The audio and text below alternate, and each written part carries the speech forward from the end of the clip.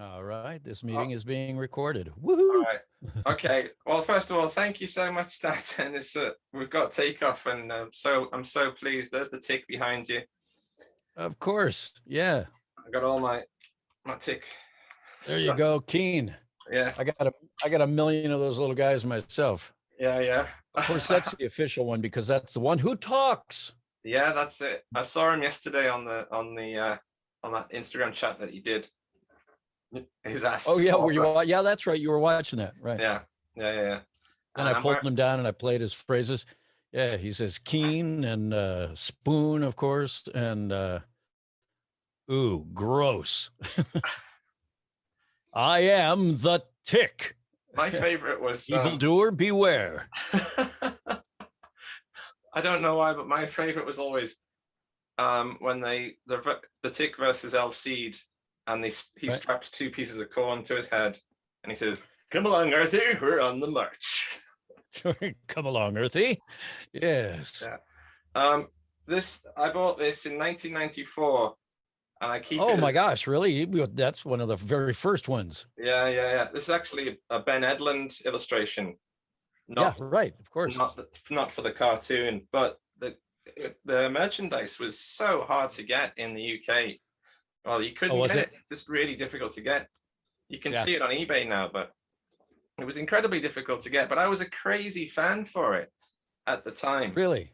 I You remember mean for the show or for the merchandise? for the well, I would have bought everything if I could have found it for the show. I Right. remember when I was so it would have come on 93, I think it started. 90. Well, let me see. I got cast in 93, so it had to start in 94. Yeah. 94, yeah, that So it sounds was on right. 94 through, I think 97. We went 3 seasons. So Right, yeah, 94, yeah, 95, 95, 96, 96, 97. Right. Okay. that's right. Well, obviously that's the main thing I want to talk about today. I do want to talk about everything you've done. Researching your resume is mind-blowing because there's things on there that I thought that I love, but no one else would want to talk about, like the pro stars and things like that. Oh my gosh. You remember Pro Stars, I huh? remember pro stars. Yeah, I was just talking about it like the other day with my friend, Oh, and isn't that funny? he's from America. I'm not, obviously, but we both live in Tokyo, and we do our podcast about the 70s, 80s, 90s, and mainly. And Right. so I'm give him like sort of do you remember this? Do you remember this? And he's into sports. I'm not, and he's never heard of it. And I said, "Oh, it was really good, actually. It was really quirky, and I loved it. They used to solve You talking crime about Pro Stars? with their sports gadgets and things, and Right. hockey pucks that turned into nets or something. I don't know. Um, Right. that was a man. For some reason, I always seem to end up playing characters that just do nothing but eat a lot. Yeah, were You know, you Wayne Gretzky? Wayne Wayne Wayne Gretzky, Wayne yeah, and Pro Gretzky, Stars. and he Always was, hungry. and he was also the dude of the group, wasn't he? He was the dude of the group. Yeah, Yeah, it's like he was like the Michelangelo the of Pro Michelangelo Stars. of the group. Yeah, Right. yeah, Always hungry and kind of the space. Well, not spaced out, but yeah, he was the dude, the party yeah, dude. yeah. And you also supplied the voice of the cool spot, the 7 Up cool spot. I did. Yeah. Yes.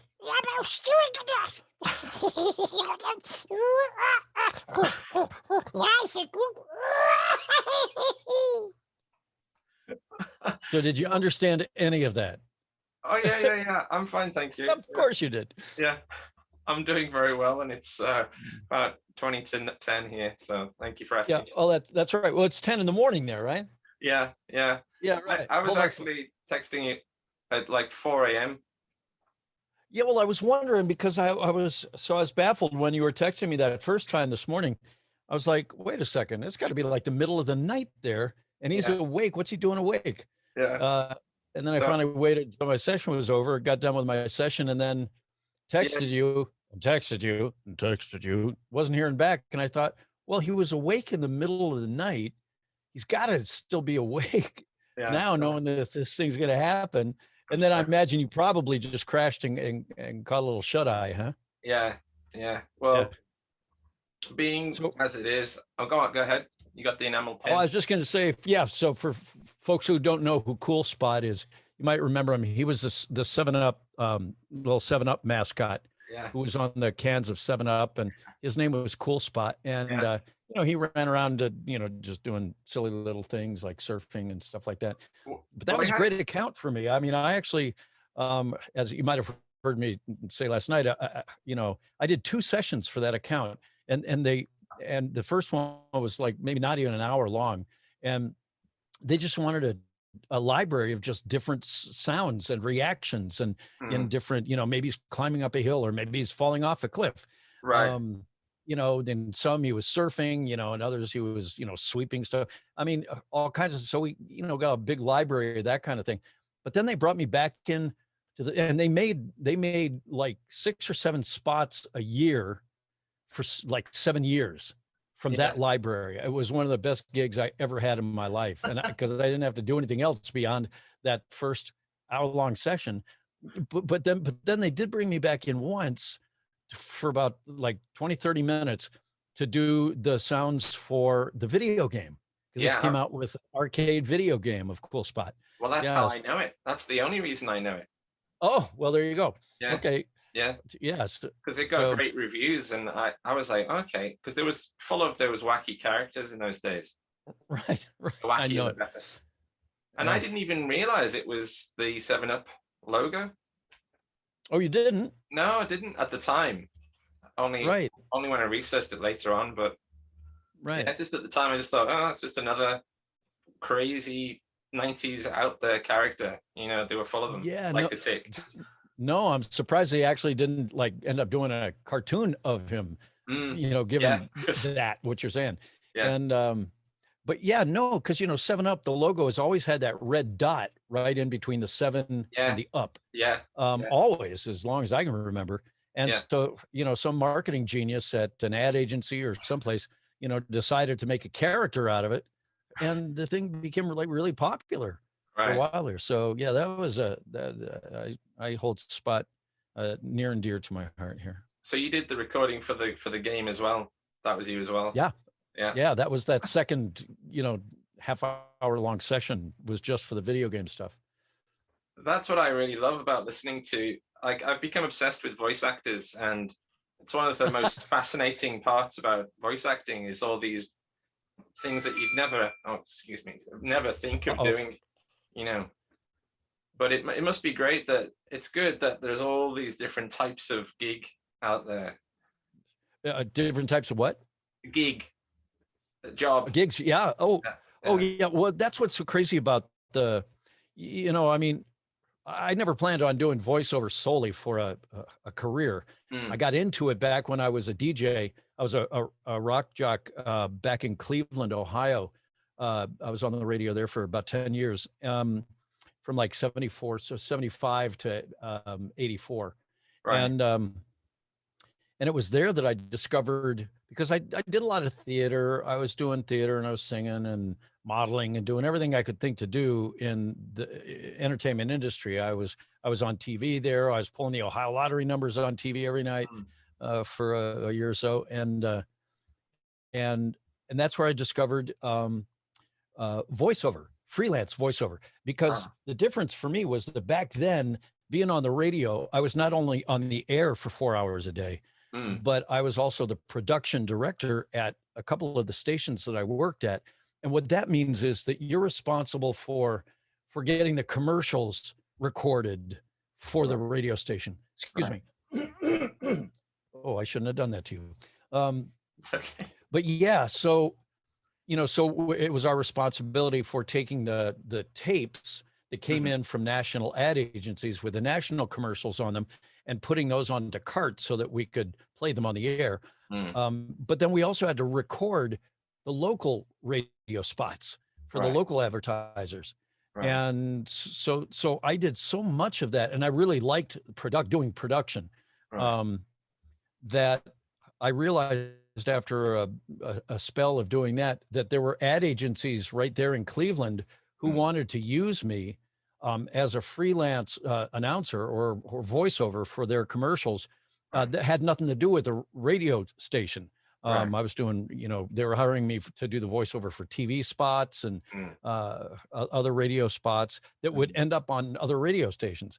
mhm. And that's when I joined the union and discovered that there was this whole world of people.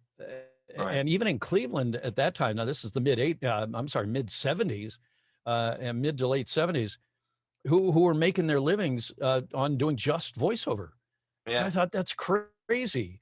Right. And so I started really kind of concentrating on that and taking a lot of my cues from the tapes that were coming into the radio station with the national announcers, the big guys like Casey Kasem and Yeah. Danny Dark and these great announcers that had just these great voices.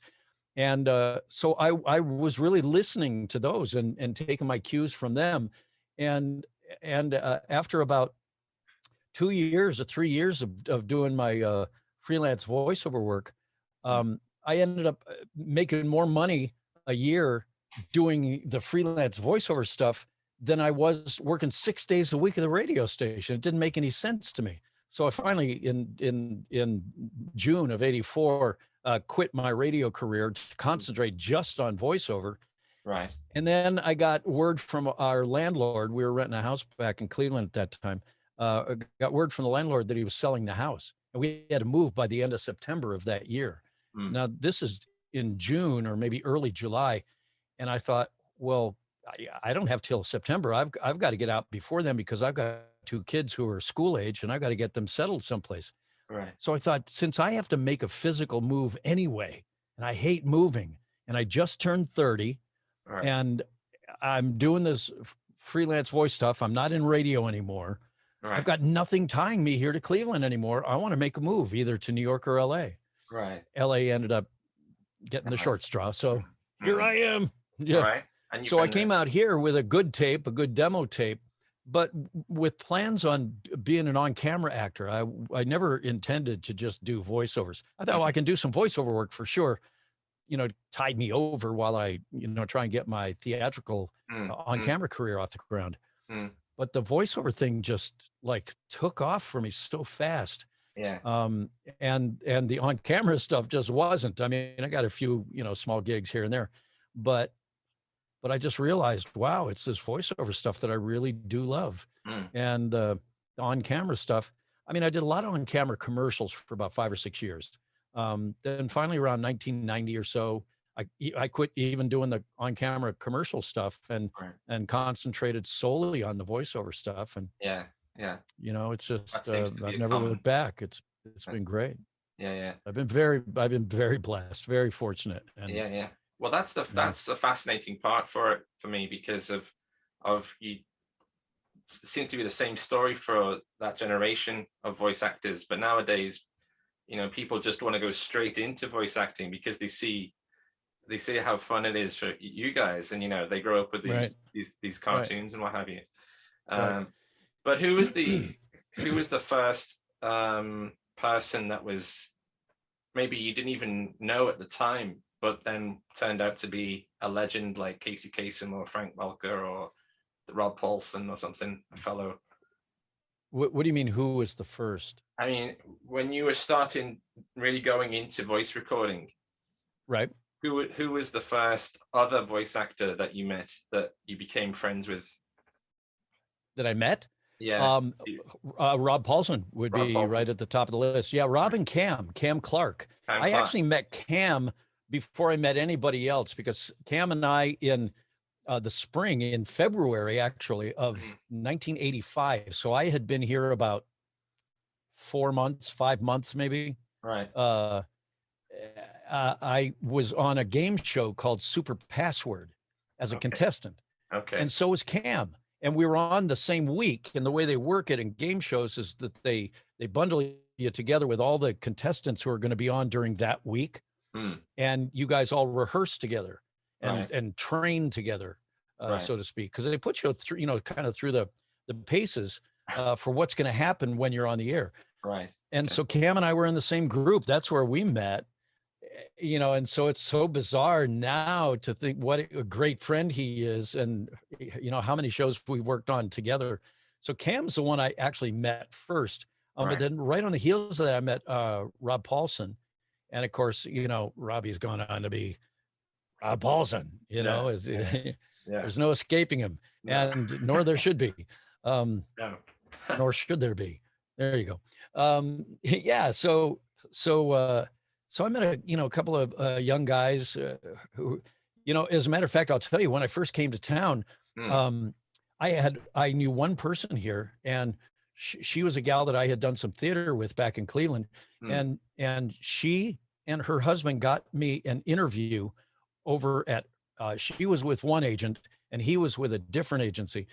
So I got this interview over at his agency first, and the gal over there, the agency is called SBV, and Rita Venari was the voiceover agent there, and Mhm. she was so gracious and so kind and complimentary, and said, I'd love to represent you. However, I happen to have a couple of guys who are very much like you, and I don't think it would be fair to them. And I thought, well, that's cool. Yeah, Mm, I'd want an agent who would say that.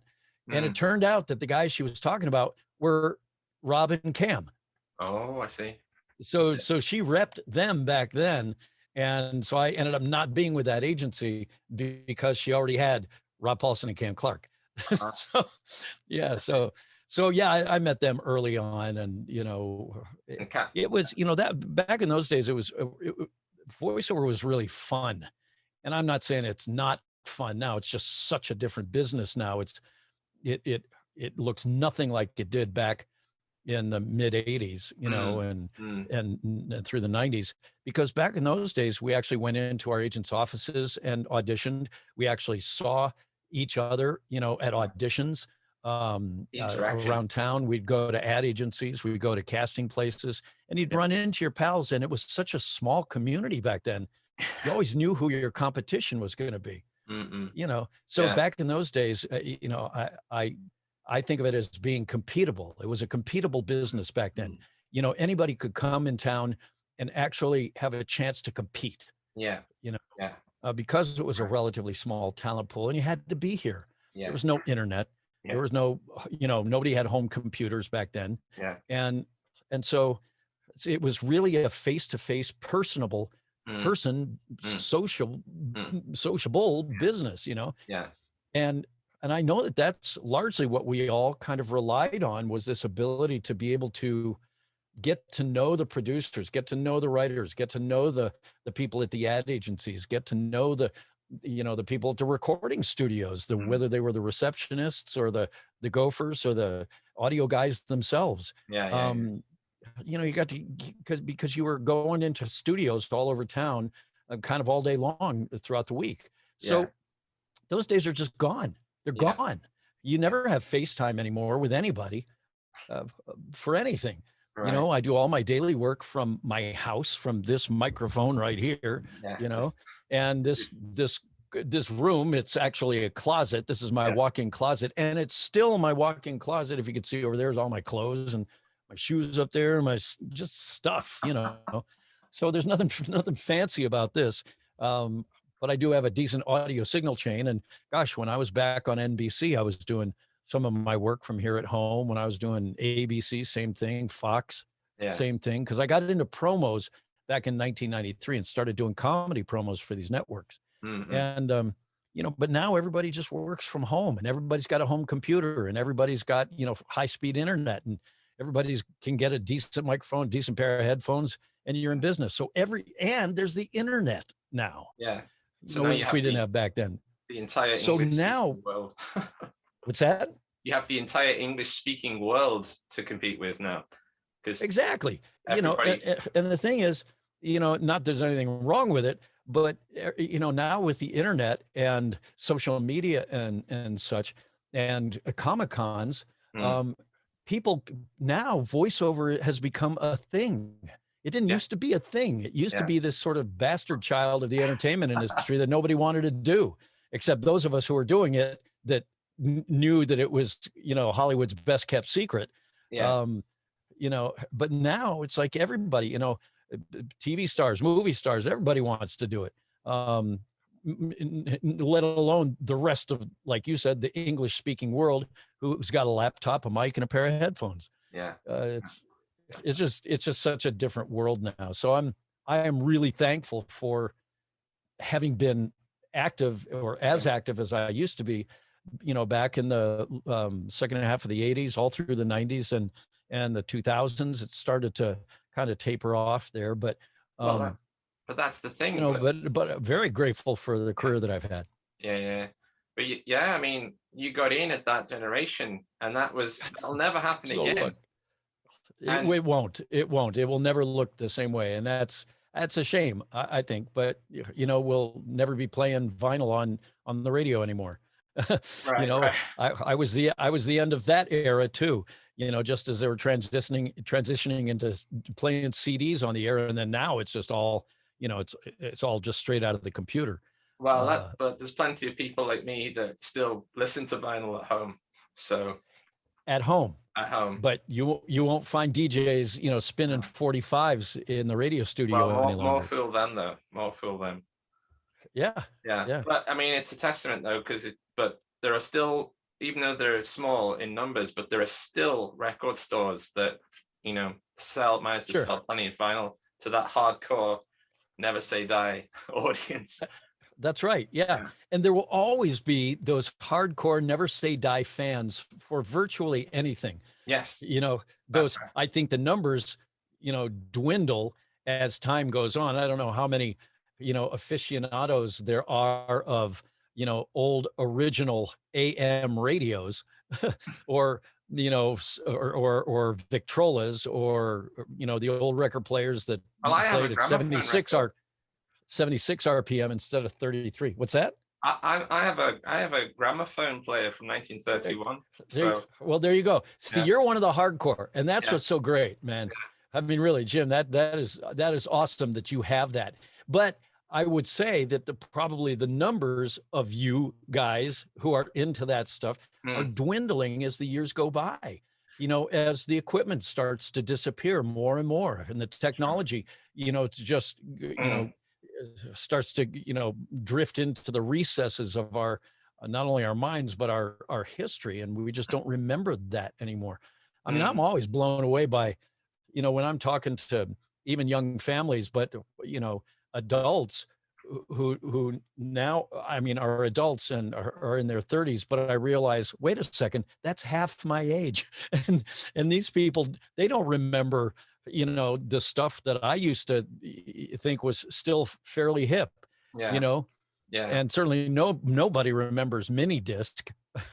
I was a huge fan of mini disc, unfortunately went the way of beta video. And how about Laserdisc? And laser discs.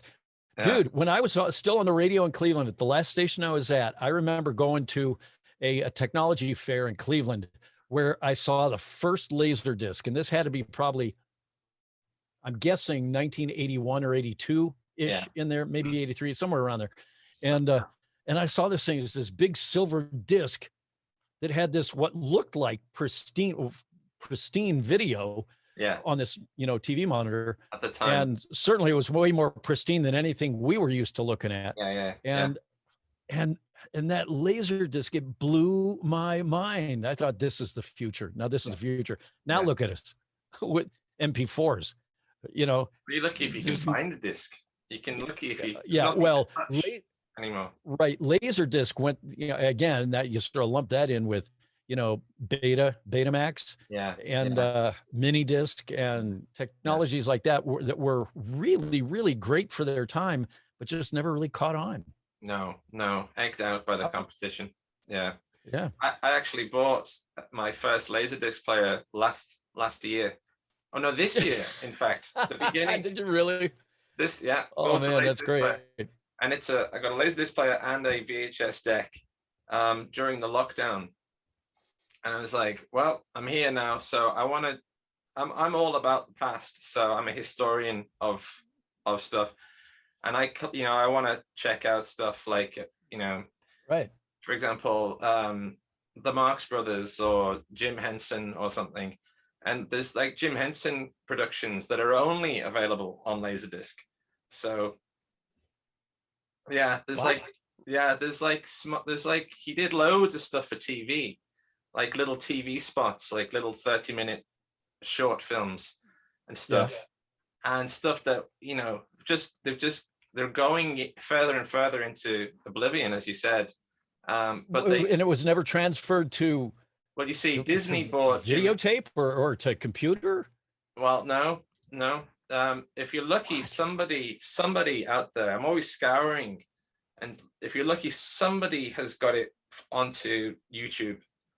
But I think there's like clips of it, but yeah, there's like one particular story that's like a farmyard story or something. It's like Bremen, the musicians of Bremen, the animals that scare the farmers away with their music and stuff. Right.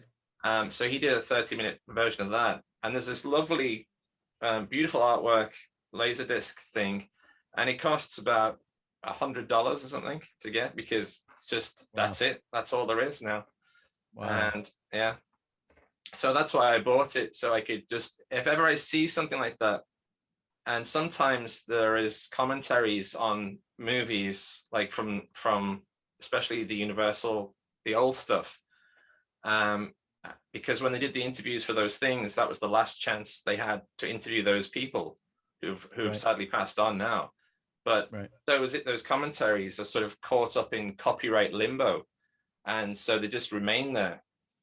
Likewise with the Jim Henson thing, Sesame Street got bought by one company and Muppets went to Disney. So all that kind of in between stuff is kind of in limbo. So you'll never see it. I'll tell you, well, I mean, Disney's a great company, but when it comes to like copyright stuff and stuff like that, yeah, they're a tough company to deal with. You know, but I think they got the rights to the Tick DVDs. Do they? To release the Tick on DVD, and they released, you know, we did 3 seasons of the cartoon show, but they only released seasons 1 and 2. And I've got all 3 seasons here. Well, if you've got all 3 seasons, those are bootlegs. They're not official DVD releases from. Well, I bought this in the UK, and in the UK they were released in the early 2000s, I think. Under a company called Jetix. Okay. And they're officially bought. They've got barcodes and things on the back, and yeah, well, I see that. Well, here in the States, you couldn't buy season 3 because Disney never released it. And let me ask you this: look at season. You know, I'm just guessing here because I haven't watched all the episodes. No, and I don't remember what season. I understand that. I understand. But I think it's season 2. So check this. See if there's an episode on there. Okay. That's called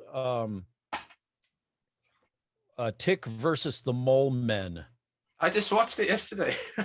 Oh, you did? Yeah. All right. Hey, I'm Mole Man Bob on that. And you know who the Mole King is on that is Dan Castellaneta, Homer Simpson. Yeah, because the cast, I've noticed the cast is longer on some than others, and I'll come back to that. But yeah. Okay. So anyway, so what season was that? Tick versus the Mole Men. Tick versus the Mole Men was, I believe, was it 2 or 3? It was. Well, it should be 1. According to, I'm not sure whether they rearranged it for the UK, because I do know that the way the BBC released it is different to the way Nickelodeon released it. Because Nickelodeon didn't have anything to do with it.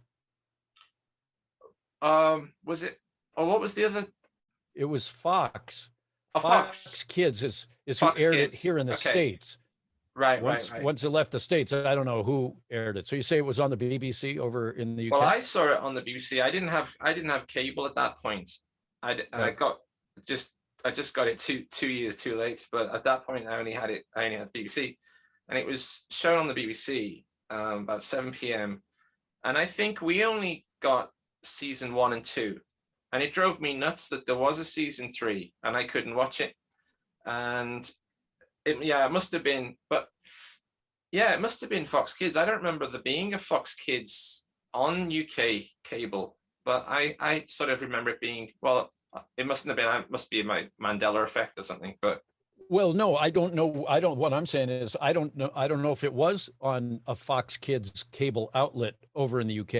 I don't know Yeah, where it aired. I don't know where it aired in the UK when it right. was on the air on Fox Kids here in the Yeah, States. yeah. Might have been, yeah. Well, it might have been Sky One or something, but according to this, the Mole Men was season one. Of course, the one According to season I didn't guess right. this is the Uh, season one guide, and yeah, then yeah. you've got the Mole Men, the Right. Lava Man right here. Yeah, Okay. Well, what's interesting about that is that of the two seasons that were released here in the States, oh, I guess I just sort of answered my own question because it would have had to be seasons 1 or 2 because those are the only ones that were released here. Um, that episode, Tick versus the Mole Men, was not included on the DVD here I might. because Yeah, there was some litigation going on, and Disney didn't want to get caught up in it, and I guess there was some complaint. Now, I'm not going to speak to the veracity of this because I don't know how true this is. It's just what I heard through the allegedly. grapevine over the years. So I'm not saying Yeah. this was what happened. No. Honest, God forbid. because But rumor honestly, has it. I don't know. But rumor had it Rumor back has then that Cindy Crawford, it. Yeah. who that episode was sort of based on, with the mole, hence the mole Mindy men, Mulford. Mindy Mulford, Yeah. that she took offense to that and either she filed a lawsuit or her agency did, or agents or somebody got after it. And I guess Disney and I think it was Disney at the time, just decided that they didn't want to get wrapped up in that. And so they just decided not to include that episode on the DVD. So it was never released, that episode. And I think that happened I think that there was one other episode somebody was telling me about that also didn't make it to the DVDs. But be that as it may, we've only got seasons 1 and 2 here. Disney never released season 3. And I have yet to find out why. I don't know why. Maybe they just figured there was not enough money in it. The audience wasn't big enough, or who knows? I don't know. But so do you not get a dividend of this release of the European? No. I haven't seen Tick residuals in ages. Now maybe I think I might have seen a little DVD something a couple of months ago that would have amounted, if it amounted to $10, Right. it was a lot. Right. And that's for all the episodes. I'm not talking just for one episode. I mean, Right. it was 19 cents here, 11 cents there, Yeah. all of them. I'll tell you, man, it's a pittance. And incidentally, it's been the same for Teenage Mutant Ninja Turtles. Imagine that. Yeah. Well, this is a very common theme in this kind of, even in like pop stars, actors and things. Yeah. They sign the first, something. And now, interestingly, I will say this though. So those were the two shows that were sort of the most, certainly that I worked on the most, while I, did other series where I was one of the main characters or the main character, whether it was Fraggle Rock or Teen Wolf or Where's Waldo, or I'm sorry, Where's Wally, or whatever. Those weren't long running. Those don't still have, life to them now. I rarely get people asking me about, well, so when you were doing Teen Wolf, was it crazy having June Foray play your grandmother? Well, you haven't talked about Pro Stars probably for a while. People don't even remember Teen Wolf. Pro Stars, it's interesting. I've had a number of people ask about Pro Stars and want to do interviews about it over the years, which has been interesting to me. One guy was a sports writer from Toronto. So stuff like that. But I mean, certainly Ninja Turtles and the Tick, if I ever did any shows that were going to reap residuals through the years, I would have thought it would have been those two shows, especially Ninja Turtles. Yeah. Hasn't turned out that way. Right. So while we got residuals early on, to my knowledge, it hasn't been on the air anywhere in the entire world for, I don't know, 20 years or something. It's unless it's on the air someplace and we just don't know it and don't find out about it, and the production company just doesn't tell us, and so we don't get residuals for it. I don't know, but Yeah. we can't be the police. We can't police Yeah. this stuff all over the planet. So That's the. anyway, Hmm. but what I was going to say though is, having said what I just said about Disney, Disney is the one company. Disney and Warner Brothers are actually really good about paying residuals, Hmm. especially Disney. Hmm. The couple of shows that I did for them, and I never did was never a regular character, I don't think, on any Disney shows. But they bring you in as a guest, for an episode, and Hmm. you just do a couple of incidental voices, and that's it. Hmm. Well, the couple of shows that I've done for Disney like that over the years, I still get residuals for. Right. It's Okay. insane to me. I still get residuals. Now they're not. It's not a lot, but it always, and Warner Brothers too. Whether it's for a straight direct to video release that I Yeah. did, or whether it's something that actually aired on TV, or whether it was a DVD or whatever. Warner Brothers is really good about paying resids and keeping on top of that. Right. But and Disney too. But unfortunately, the Ninja Turtle people weren't as diligent, and I don't, and I don't know what's going on with the Tick. The Tick, of course, was never as popular or as widely popular as Ninja Turtles was, Hmm. but it had a really um, a really Yeah. solid Solid cult cult following. Yeah. following, Yeah. and still to this day, I still get people coming to these Comic Cons wanting to talk about the Tick. So Oh, yeah. that's always fun. This guy. There you go. This guy. Keen. Yeah. Um.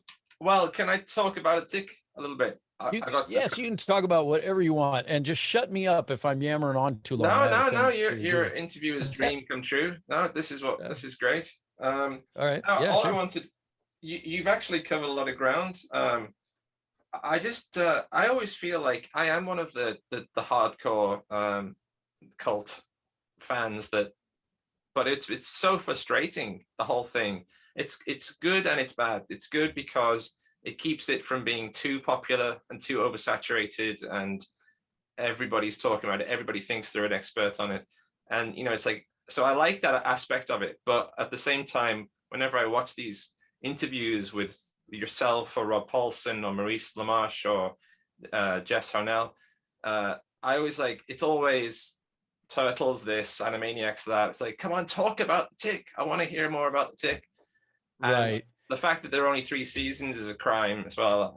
The writing on that show, when I first saw the first episode, I saw a little clip coming next Wednesday on BBC 7 o'clock, the Tick, and it's like little clips, and I was like, oh my god, that looks like I made that. Looks like if I could have made it, that's what I would have done. A superhero satire. And Yeah. now there's superhero satires coming out your ears, but in those days it was like the writing on that. I recorded it from episode 1. I was like, I've got to record this, and I got I did too. Yeah. yeah, good. Yeah. And I just pressed record, and I was like, I was nervous because I knew this was going to be good. I could feel it, and just the cold open, and they're on a black background, and they're being interviewed and stuff, and he's got the little cup. And just the way that it was drawn, the caricature of it all, and I thought, oh, this is going to be big. This is funny, and it had me laughing all the way through the Tick versus the Minutemen, and I was just like, oh, and I used to watch that episode every day for 1 week until the next one, and then tape that one, and the writing was so sharp. When I read just the first sides for the audition, that's when I fell in love with the thing right from the start and really wanted that part bad. And so hold on, let me just, are you hearing this fan? I'm gonna turn this fan off here. I can't hear. Quieter. Excuse me if I sip a iced coffee here, will you? Yeah, all right, there you go. Yeah, I mean, I fell in love with that, and I'd never heard of it before. I wasn't a fan of the comic or anything, No, because that's I'd never heard of it. But when I saw the writing and just the audition sides, mm, uh, I was like, oh my gosh, I feel like I totally get this guy, you yeah, know. And so when I booked it, I was thrilled, and I remember after um, we recorded that first episode, and I actually went in and did just my scenes with just Mickey Dolenz, mm, and and I mean that was a surreal moment for me because I yeah, was such a huge Monkees fan yeah. growing up. And You that's know, the 12-year-old in me was just freaking out doing that first session, you know, because it was so bizarre thinking that here I'm the superhero in this thing, yeah, and Mickey's my sidekick. yeah. It's like Teen this does Idol Mickey not Dolenz compute. is you're now a What's that? Mothman. Teen Idol Mickey Dolenz is now a Right. Mothman. Yeah, right. Yeah, Exactly. So, yeah, and so meeting Mickey was a highlight for me. Getting to work with him for that first season was yeah. such a rush and such a highlight. It was great. And you know, but I remember after we recorded, it must have been most of the first season. Well, maybe it wasn't. Um, but after we had recorded several episodes and before it was going to go on the air, I remember they had a party for us, a screening party of the first episode over at Fox. Okay. And so we went down to the Fox lot, and I remember when they played it for us the first time that we ever heard the theme song. That dwee. And Yeah. Which yeah, just I became mean, available on iTunes. You can buy the album of that just recently on iTunes. oh, you're kidding, Yeah, of the theme song the album, or all the all the music, incidental music. all Oh, the you're whole kidding. lot, the whole lot. There's even a Oh, that's remix. yeah, yeah, yeah. Is that the one where he's got milk mustache? Is that Yeah, the that's it. remix? Is that That's the where last he's at? track. Yeah. He sent me all those tracks about 2 years ago What was because the I guy's got name? The composer. what's what Who yeah. made that music? I'm trying to think. Oh, his name's escaping me right now, and it shouldn't because I love this guy, and I'm getting old. Oh gosh, I can have a look. yeah, um, yeah, yeah. Check it out real quick. I mean, I could look it up too, but at any rate, I ran into him at Comic-Con down in San Diego, Okay. and I was in the New England Comics booth, which is the company that put out the Tick comic book, and so I was signing autographs and stuff, and he comes up and Mhm. introduces himself, and I'm like, no way, because I was such a fan of all the incidental music on top of the theme song, of course. Yeah. Yeah. And so he told me back then, he said, dude, I'm working on this project and I want to send it to you. So he emailed me one day and he said, here's what I'm working on. It's I'm putting together the tracks that were the incidental tracks Right. um, or all the episodes, and I want to release it as an album. And I put together Doug. this mashup. Did you? Doug. Sorry, Doug Katsaros. Oh, Doug Katsaro. Yeah, Yeah. Katsaros. Yeah, Yeah. um, yeah. Okay. What a brilliant guy, and what a great composer. I mean, if you looked him up online and saw the like kind of music that he does, Right. this is not, well, at least back when I checked him out a couple of years ago, this what he did on the Tick was not indicative of the kind of music he typically does. I mean, this guy's a full-on composer, Right. and Okay. I was just blown away by his talent. But yeah, Doug, when I met him at Comic-Con that year, it Right. was like it was such a rush for me because I thought, man, this is great. I mean, dude, you were there right in the very beginning, you Yeah. know. So that was a blast meeting him. But that day that we got to go down to Fox and see the first episode when they first started airing it, and that you know the beep of the alarm clock came on, and then the music kicks in. I was like, I was mesmerized looking at this, so Yeah. taken by this music and this whole opening sequence that when it got into the episode itself, I was like, this is so crazy. This is surreal to me. I'm watching this show and like that's me there and that's Mickey Dolenz up there and he's sitting next to me here. And I'm like, oh my gosh. I hope this thing is huge. And I think the only reason it wasn't huge or huger Mm. um, and didn't have more life to it, Mm. is because I think Fox made a big mistake by putting it on Saturday mornings. They were trying to market it as a kids Yes. show, and it Yes. was on the block on Saturday mornings called Fox Kids. Yes. And they shouldn't have done that. I think they should have put it up with The Simpsons That's on right. Sunday evenings, Yeah. and tied it in to that kind of audience, because that's the audience that to this day I still hear from, is Yeah. guys who were in their in college when Yeah. it first came out, who were in Yeah. college in 1994 and 95. Those are the guys I hear the most from, who just those, I mean, that was the audience. Yeah. And Fox just missed that. Yeah. No, I couldn't believe that. Yeah. Trying to Well, market it to 8-year-olds, it was just well, the not right. BBC did the right thing by putting it on 7 o'clock. Yeah. They had it Yeah, on there you 7 go. o'clock, and that's And what. I didn't know Yeah. it was on 7 p.m. Yeah. on the Beeb. Yeah, On the beep. Yeah. on the Beeb. Yeah. So, What type of music does Doug usually make? Like, well, I can't tell you what kind of music he typically makes. What I found and what he was working on at that time when I was looking into it is mm, he was doing these big orchestral scores. I want to say, if I remember correctly, for a 4th of July. Like if you watch, uh, well, mm, you're not from the States, so you wouldn't see it, but like from Washington, D.C. on the 4th of July, the big fireworks extravaganza, and and right. they've got this orchestral music that is just when the fireworks are going off. It was that kind of stuff. It was orchestral Intense. Yeah. stuff, Hmm. you know. Yeah. I can Um, imagine. but he also, he does all kinds and all genres of music, I'm sure. Well, it's a Yeah. great theme tune. Um, Yeah, Doug Katsaros. Yeah, yeah, check that cat out. Go to his webpage, man. I will He's do. I will. He's 'Cause great. And thanks for telling me about the fact that it's available on iTunes, because although I already have probably most of the tracks, I'm guessing that's what he sent me. But that was a couple of years ago. This may be, and I would love to get um, an official copy of it anyway, and see, Yeah. at least 11 cents of that go to Yeah. Doug. Yeah. That's right. Brother. Well, I Yeah. just typed it in by chance. I was just like, just out of interest, I thought, I wonder what would come up if I typed in The Tick into iTunes Store, and there's an entire album, and it just came out this year. Great, so I just bought that straight away. Well, I'm gonna do the I same can't thing. believe that, but that's a good Yeah. thing. So you Yeah, mentioned that's great. Cam Clark, and he did Deflator Mouse. Deflator Mouse. Yeah. Deflator Mouse, yeah. Deflator Mouse. Yeah.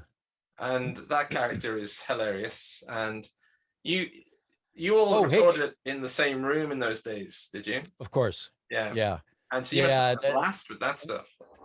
And for TV animation, that's always their preference, is to have everybody in the studio Yeah. together, ensemble, because the energy is just always so different. You get to bounce off each other. Well, especially for comedy, I would imagine it's paramount, isn't it?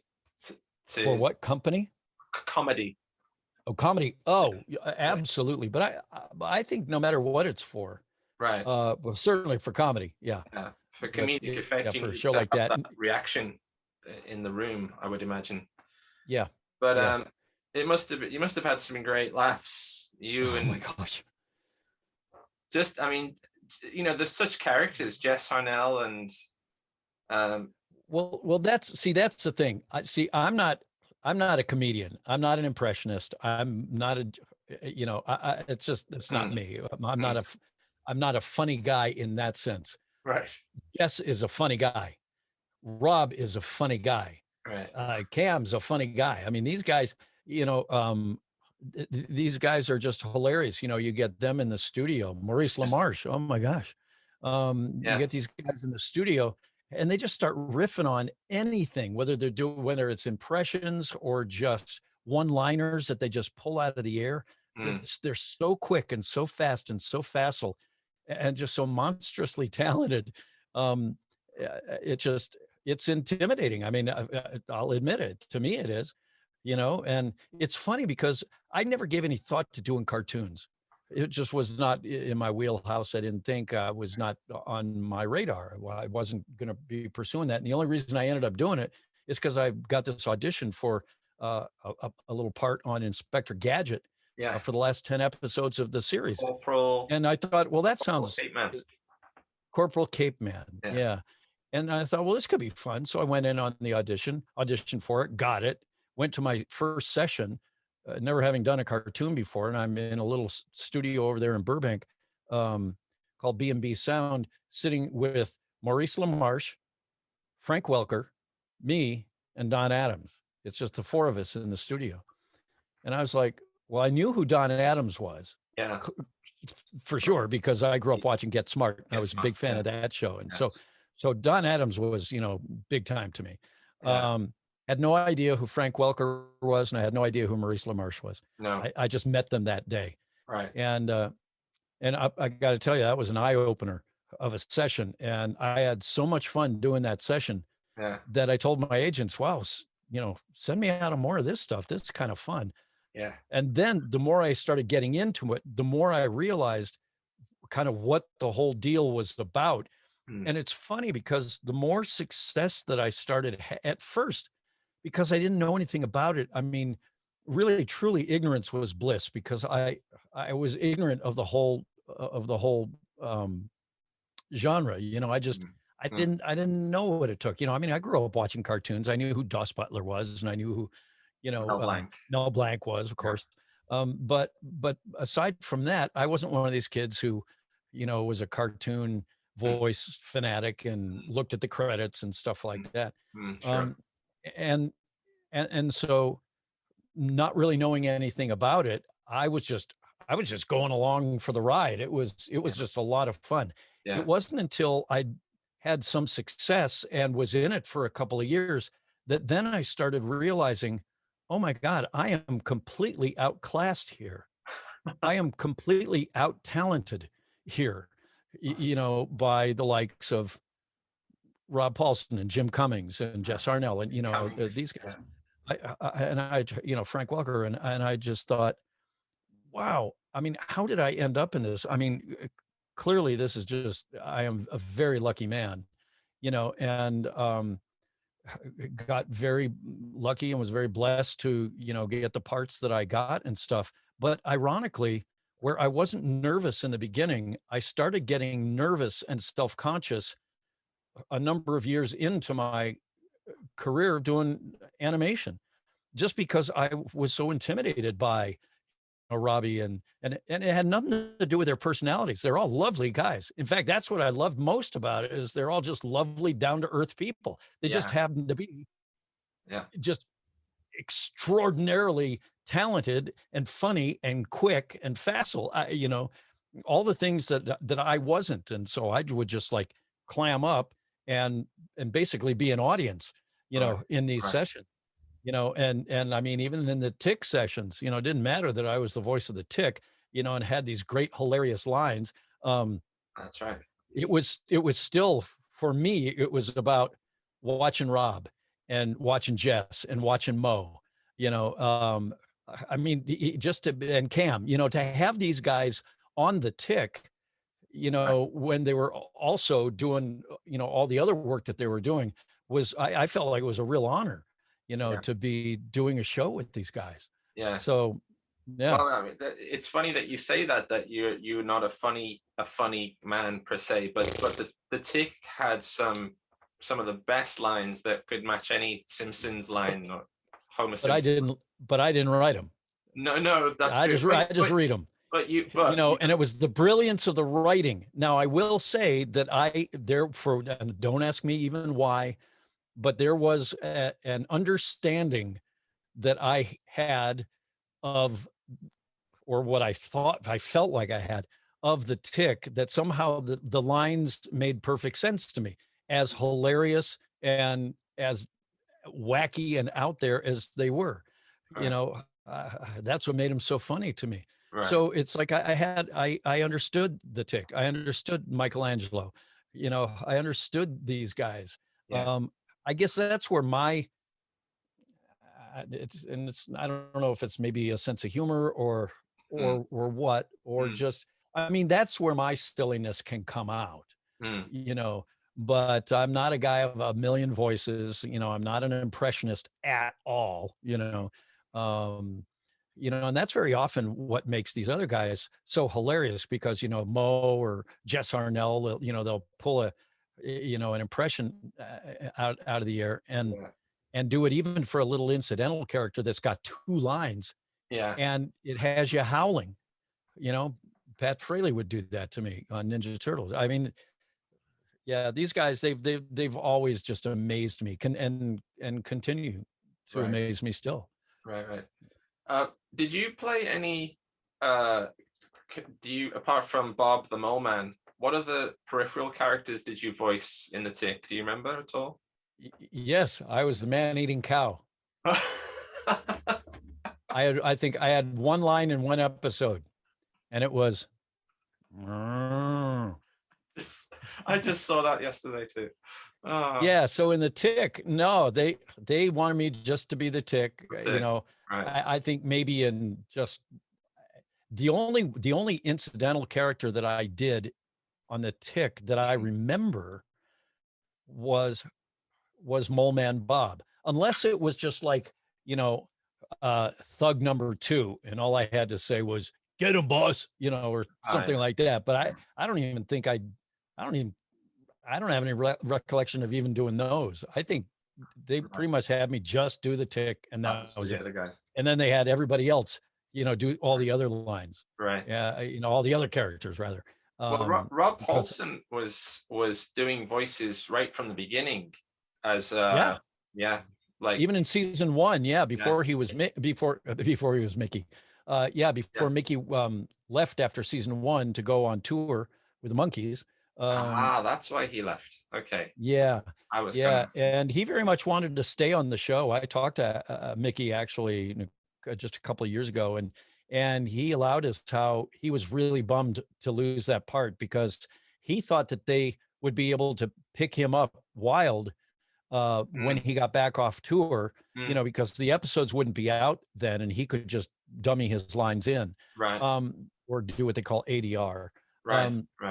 And but they, for whatever reason, they didn't want to wait for him and do it that way. They just decided to recast him, and thank God, if they were going to recast him, at least they recast him with, the best out there. So it was a joy to have Rob as Arthur for seasons 2 and 3. But Robbie was working, doing, he was really sort of part of the ensemble. He and Cam was, because he was Deflator Mouse. But Rob was doing some great characters, like Brainchild and Cape Chameleon. What's that? He did the Cape Chameleon, I think. Cape Chameleon, and but there was that mad scientist. Professor Mainbrain or something like that, or something brain. Right. Well, Brainchild was a whole different thing. But then there was this professor, with it was like mad professor with the glasses, and it was like a parody of Dr. Strangelove, the same voice. Yes. The lenses, my eyes. Yeah, exactly. Yeah. So Robbie did some great incidental characters that were just like famous. Very well. Same with Jim Cummings. Had some great characters on The Tick. Yeah, I forgot he was on The Tick. He was Thracker Zog on The Tick versus the Uncommon Cold. Or the Common Good. But he was also. But he was also Barry in The Tick versus the Tick, which is probably my favorite episode of that series. I think it's mine, actually. It's hilarious, that one. And he was also an evil, not an evil scientist, but oh gosh, my mind, it's escaping me now. But but Jimmy did a bunch of great characters on the show too. Was he this guy by any chance? Yes. That was and it was Mr.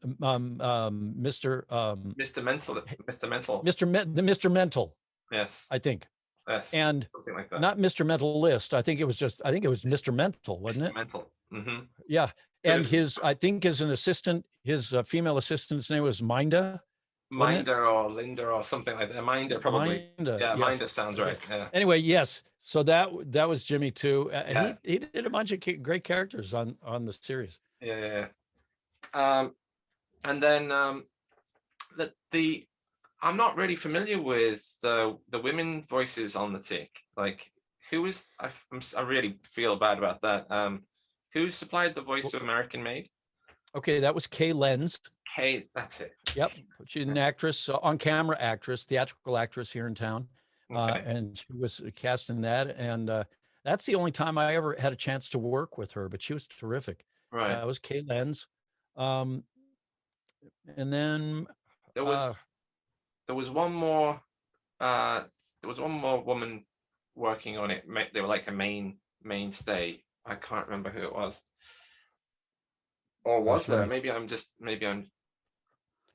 Kay was the main one because she was American Made, and she was in but there was most of the like episodes.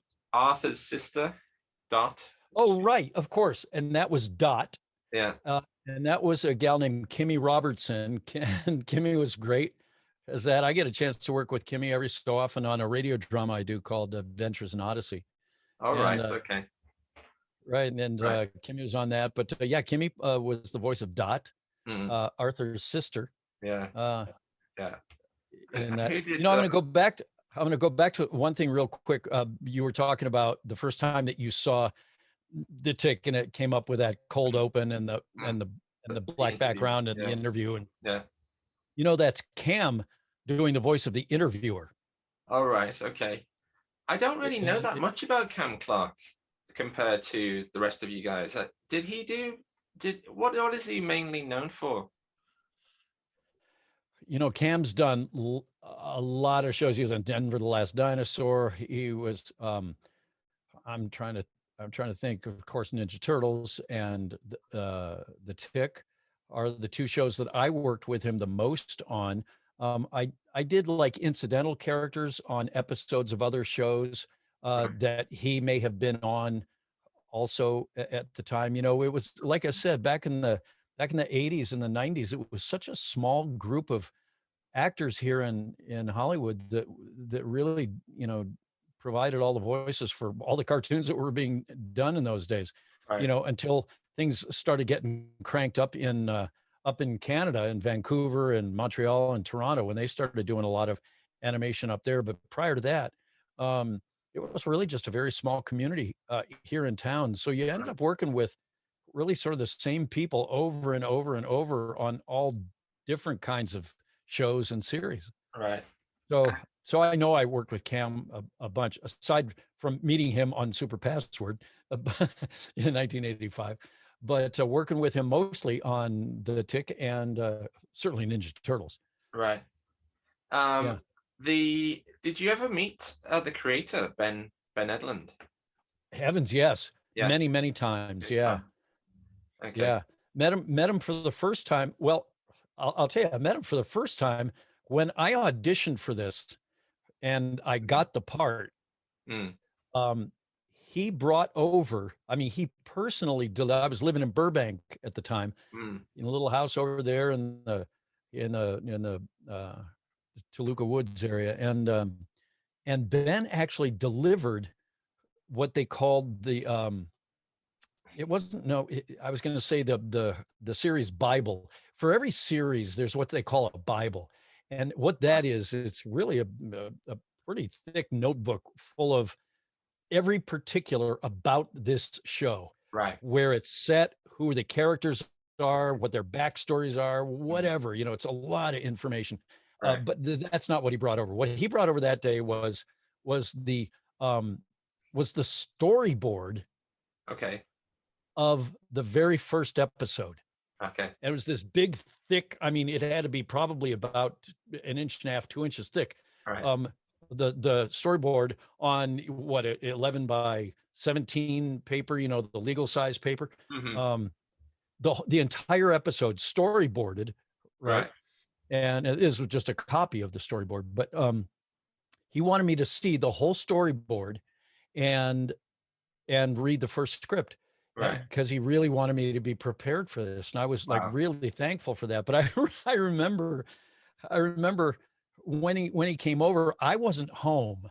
My wife at the time was home because Right. I was out working.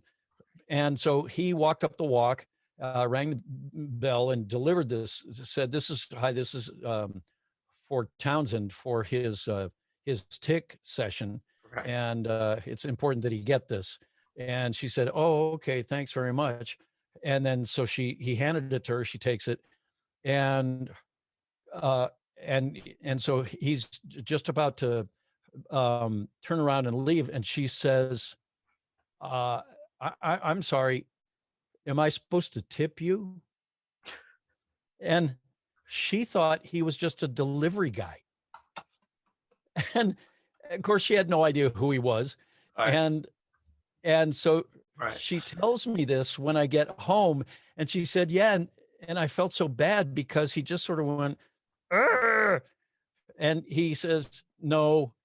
And he turns around and he walks back down the walk. And about halfway down the walk, he puts his arms in the air and he sort of shouts at the sky and says, I'm so disconcerted.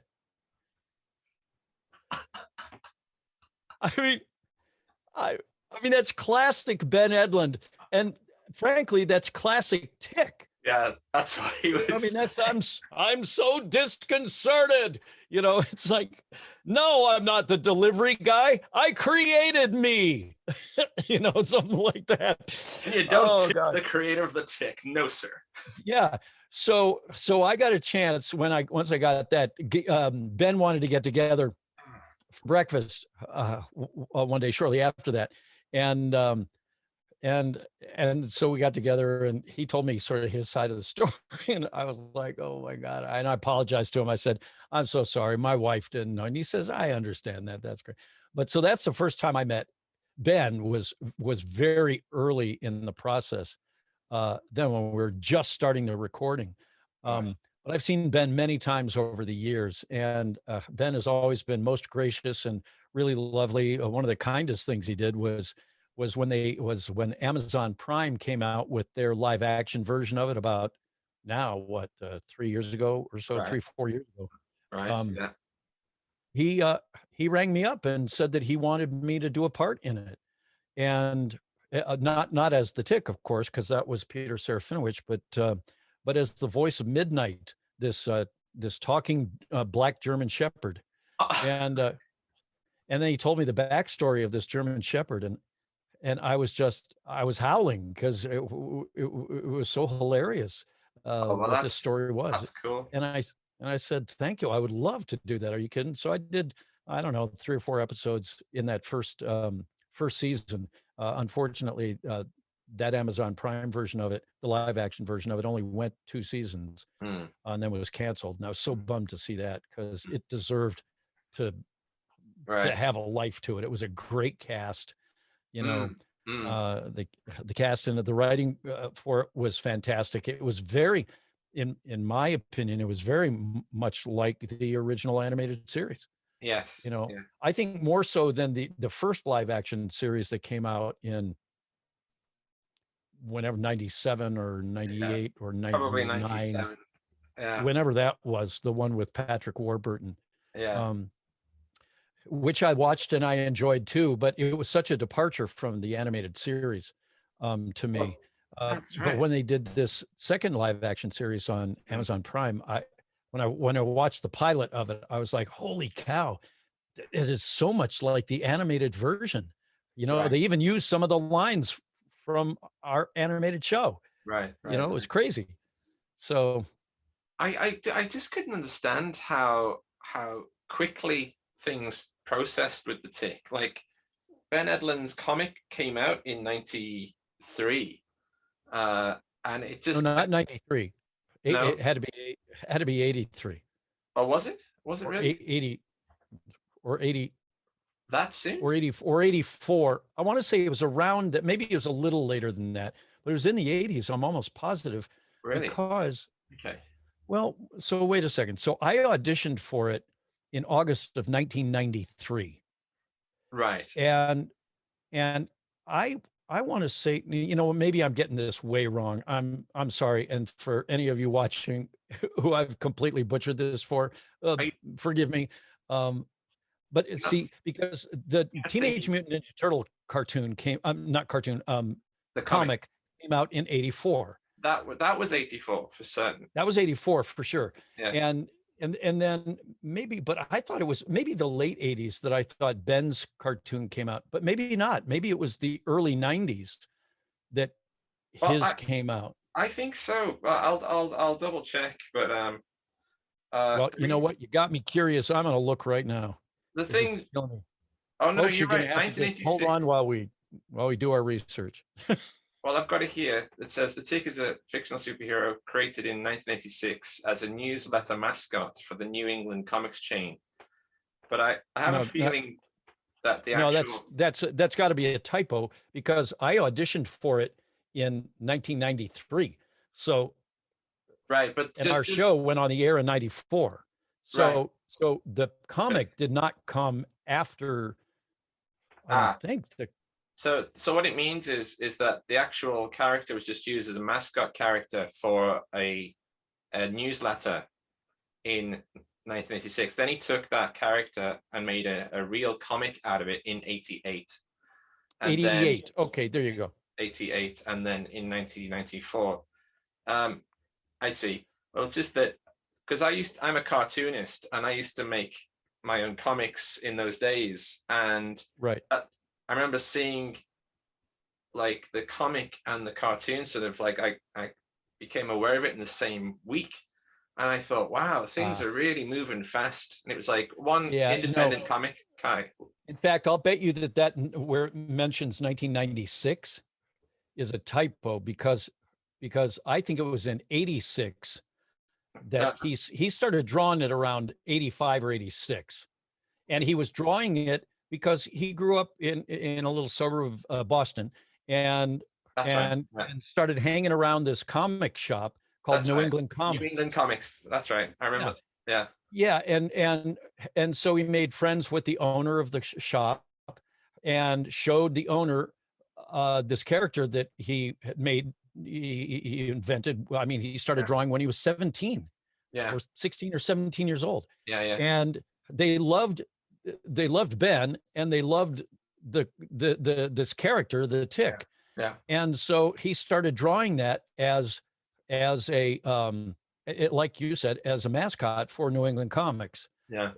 In As 80s. a newsletter Yeah. before he started turning it into a comic. And then I think New England Comics actually gave him the opportunity of doing like a full black and white first issue just to see if there was any interest in it. Yes. And there That's right.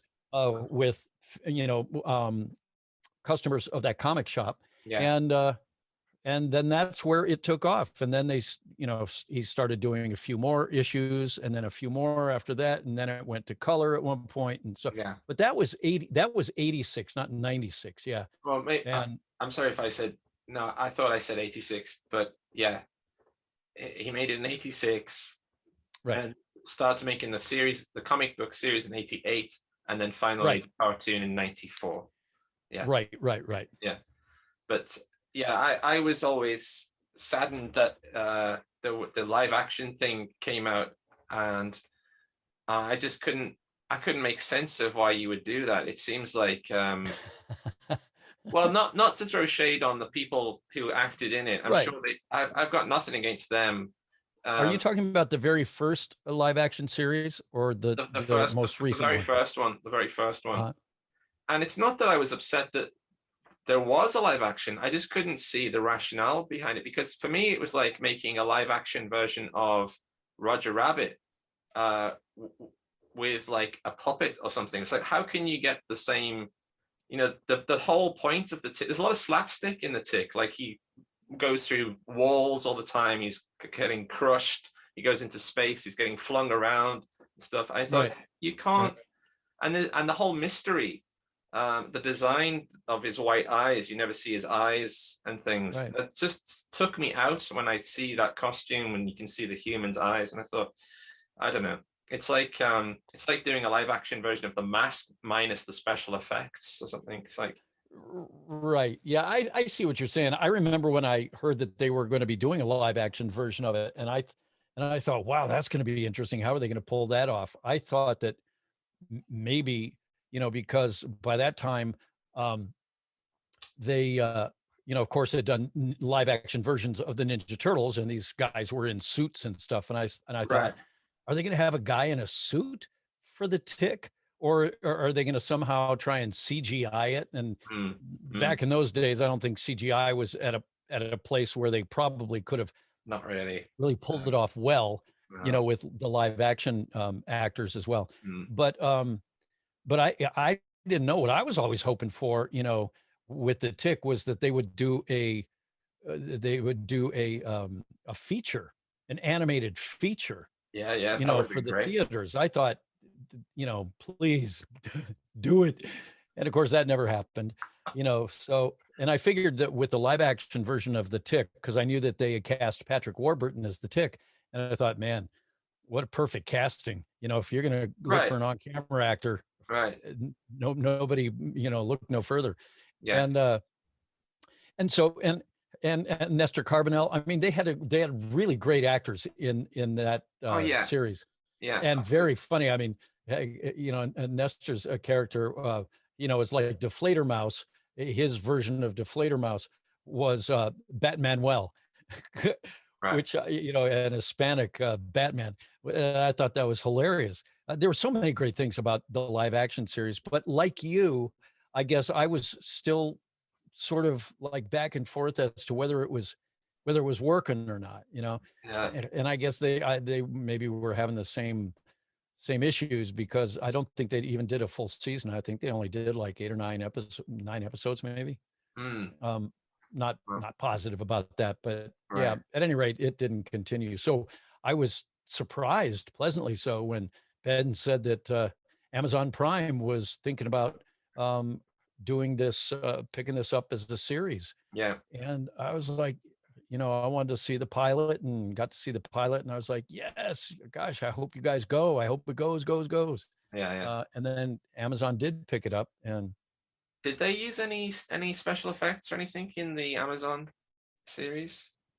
well, Like, yeah, I mean, for the character that I played, he was an actual real black German Shepherd, right, you know, and so to get the mouth movements to match my right. dialogue and stuff, um, actually, I had to match the lip flap of the dog, Oh, because right. So they you didn't wear showed the me. mocap stuff? No, I No. didn't. No, because what they did was they if I remember correctly, and gosh, I am getting just way too old. When I went in the studio and I was doing ADR, and I was watching the scenes with the dog, and I don't remember whether they had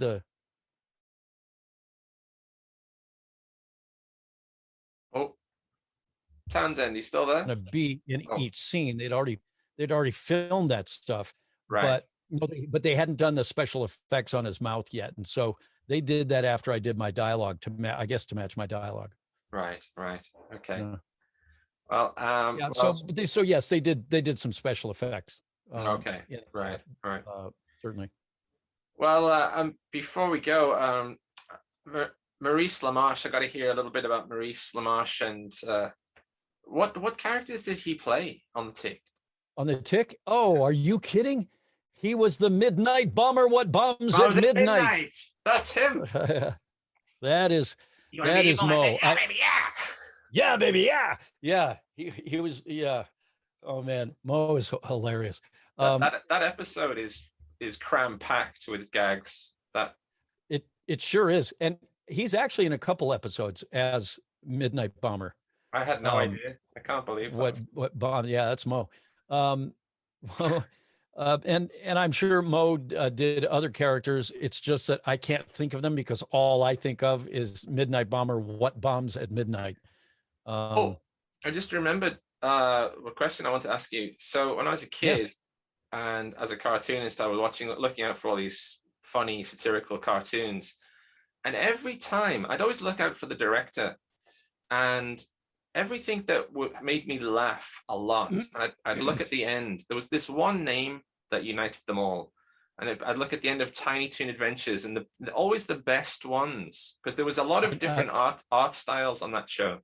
And they used to hand over the director chair to many people. But I could always tell when there was this one in particular that was particularly funny, particularly well animated, and it was Art Vitello. And Art Vitello, and I noticed that he's the guy that does The Tick.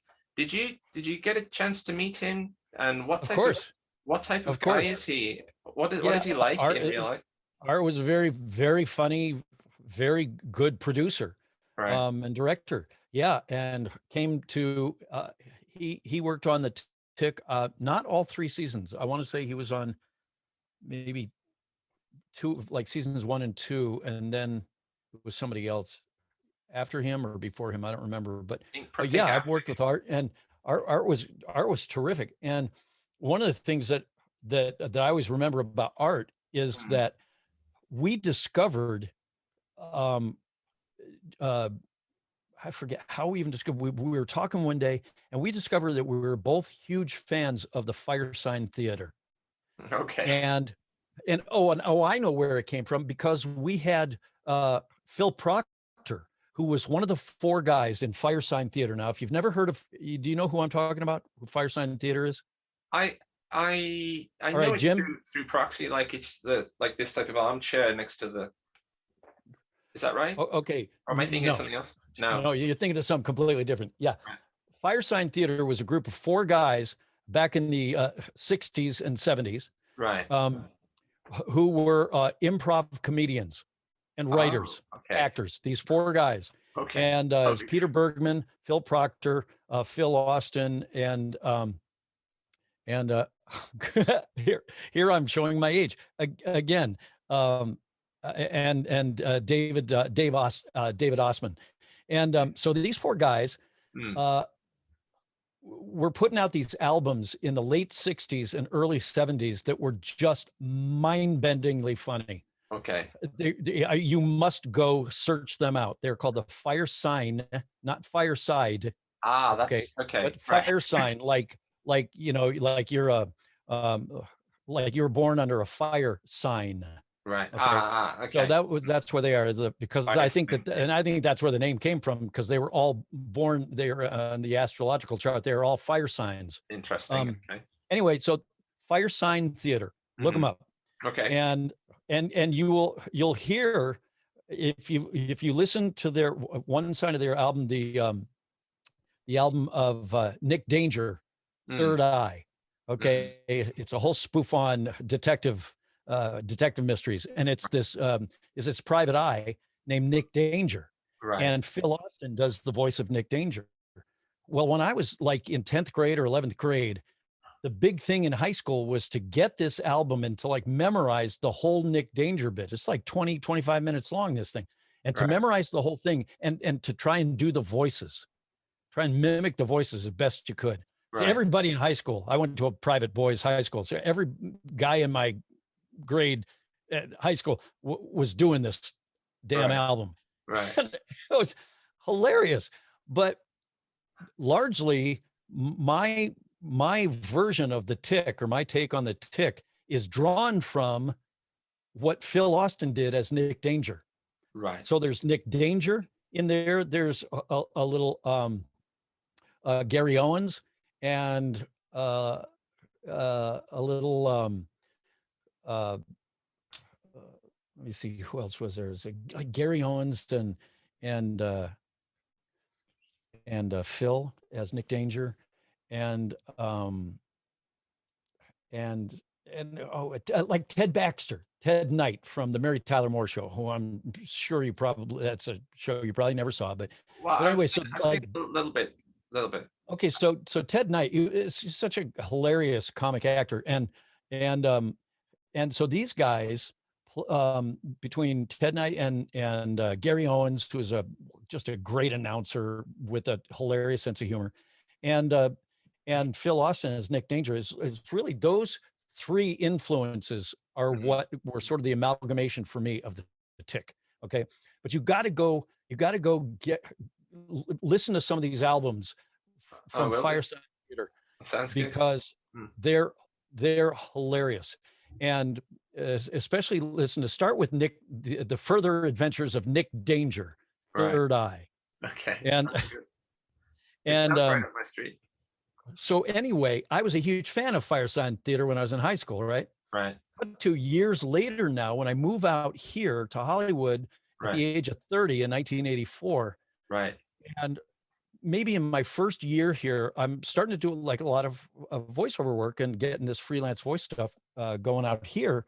Right. And I booked a commercial with, it was a commercial, I think it was for like Pepsi or something, a radio commercial over at LA Studios. And I meet this guy, and it's just with one other guy, and he introduces himself as Philip.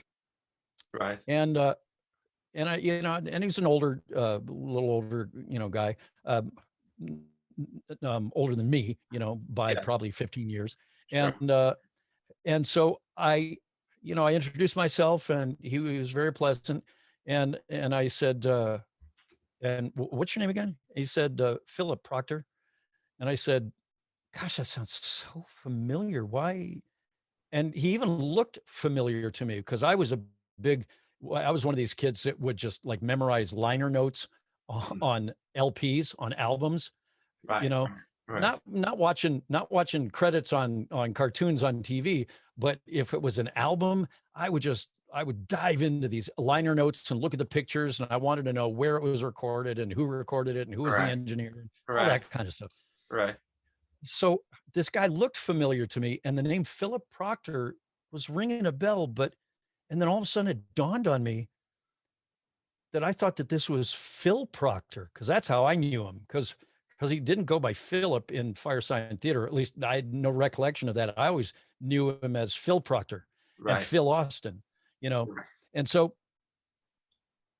I said, wait a second, you're not the Phil Proctor from Firesign Theater, are you? And his grin comes across his face, and he says, yes, I am. And I nearly wet myself because, I mean, I hadn't listened to these albums, in years since college, basically, and played them, I think, a little bit from my kids, but they didn't get it. And, my wife wasn't into that and stuff. So they were just in an album crate.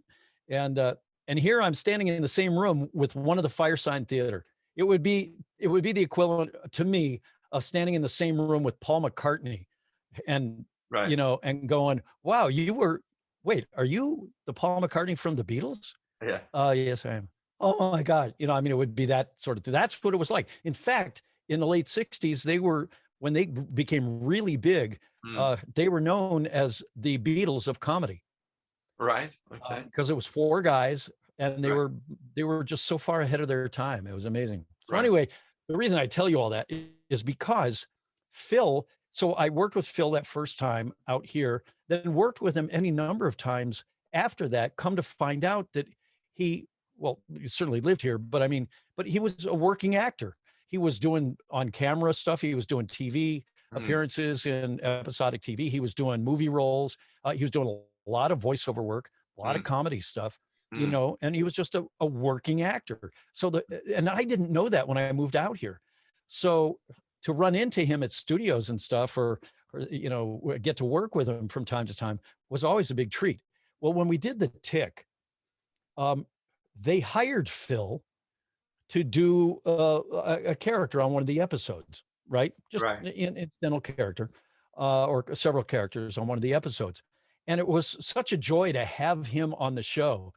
And after that episode, Art Vitello and I started talking, and that's when we realized that we were both huge Firesign Theater fans from like our high school days. Okay. And I said to him, you know what we should do?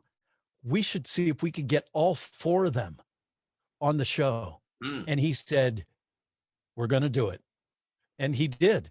And he had all four guys come and do, I think, 2 or 3 episodes of The Tick. All four of them came. Now, Phil Proctor lived here, but the other 3, I'm trying to think, maybe Peter Bergman might have lived here too at the time, but the other two, Dave Osman lives up in the Pacific Northwest, and I think Phil Austin did too. They had kind of retired up to the Pacific Northwest, Right. And so to get them to come down here for these episodes was such a huge coup. And and then I don't know how many years after that it was that Peter Bergman passed away, and then Phil Austin passed away.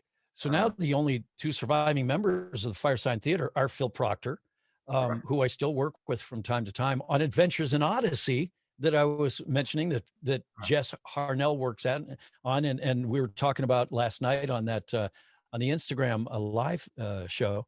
Yeah. But Phil Proctor does a great role, Detective Polehouse, on Adventures in Odyssey. So it's always great working with him on that. Okay. So getting to see Phil these days is always a great treat.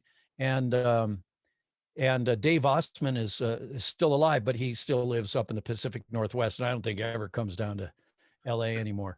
So just out of interest, which episode do you know were they all together on? It's I don't remember the names of them, but it had something to do with the Ottoman Empire. I remember those episodes had to do with the Ottoman Empire. I can't think of just because I remember there were jokes about Ottoman being a footstool and also the Ottoman Empire. So wasn't Chairface Chippendale? It could have been, although I don't think it was. No. Chairface Chippendale was Tony J. Yeah. And he's no longer with us as well. Oh no. Sadly. Yeah. Okay. Well, check out Firesign Theater, man. I will do. Which of those guys did you work with the most, by the way? Which guys? Out of all the ones that we spoke of, like Paul, Rob, and Maurice, and well, in my career of the cartoons that I've done, it's been Rob. Yeah, I worked with Rob on more shows than any other single actor. Oh, of course, because he was on the Turtles as well, wasn't he? So. Well, and before that, I think the first series that he and I were doing series, we did a series called Wildfire over at Hanna-Barbera together. I think that was the first series that we worked on together. Then we did a series called Saber Rider and the Star Sheriffs that was a show that was a Japanese early anime show that we were revoicing into English here. Right. And Rob played Saber Rider on that, and I was Colt, and Pat Fraley was the I want to see, was it Pat? Yeah, Pat Fraley was the other of the three of us. I can't remember his character's name, but so we did Wildfire, then we did Saber Rider and the Star Sheriffs, then we did I want to say My Little Pony, I think. We were on that for a couple episodes together. Then we did a Fraggle Rock. We were both regulars on that. I was Gobo on that. That's Gobo there. That's so cool. And he was Boober. And then out of Fraggle Rock, that's when we got Ninja Turtles. Right. And then so we were on Ninja Turtles for that 10 years together. But then we got The Tick together. And then I had the great pleasure and privilege of working on a number of episodes of Pinky and the Brain. All right. And a couple of episodes of Animaniacs, but just as incidentals, nothing special, but I got a chance to, play with the big boys on those shows. So yeah, Robbie and I, I've worked with him on more episodes of animation than I have with any other single actor. Right. Well, I'm hoping to speak to him next. I've reached out to him. I'm hoping he'll reply, and I'd love to speak to him next because he's like a patron saint. He's like a saint of the voice actors. He's so. He's There's no question. In fact, I have his action figure glued to my dashboard in my car. He's my patron saint as I drive. Which action? So instead of Saint Christopher, it's Saint Robbie. Is it? It looks like him. I'm actually kidding.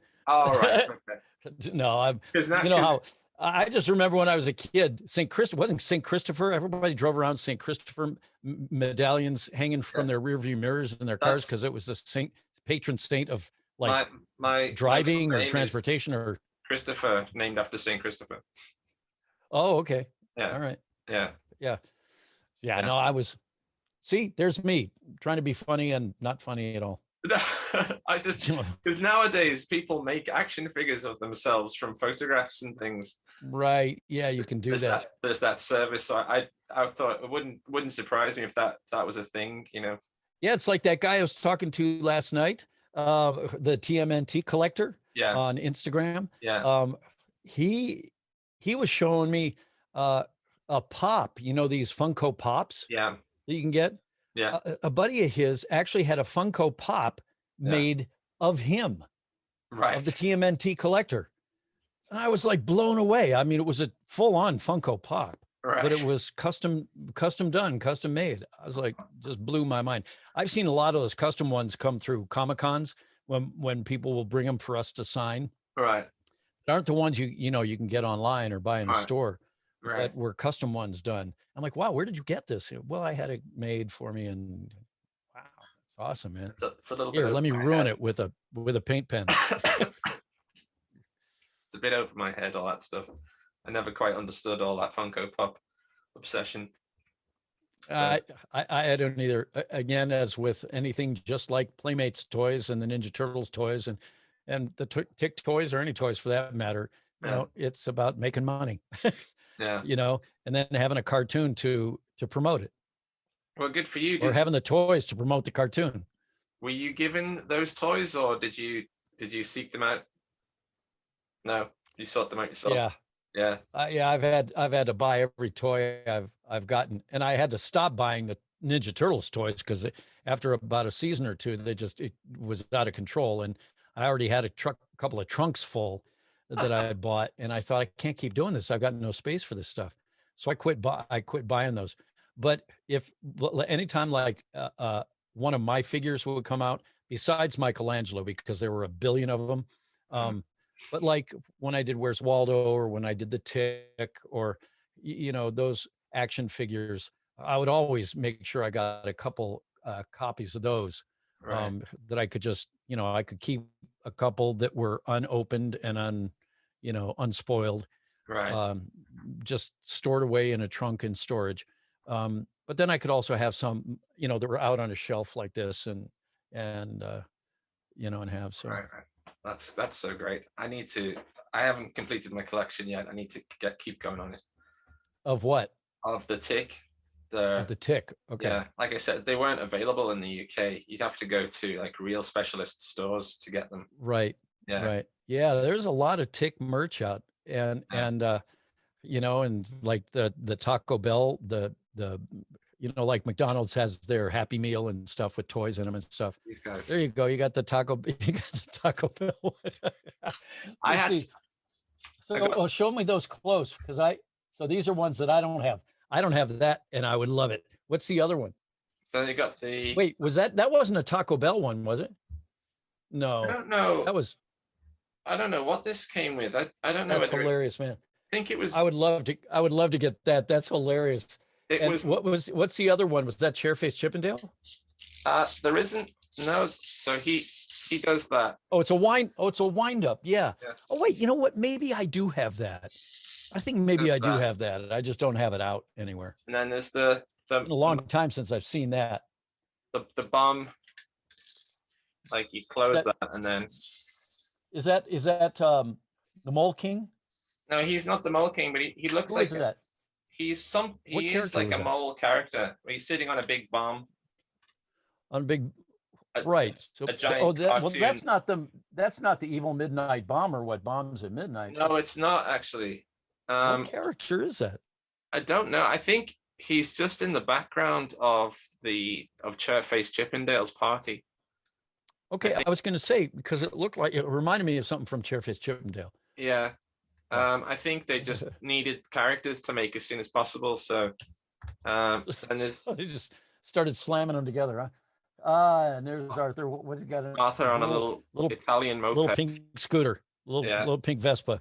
Yeah, and his. That's right.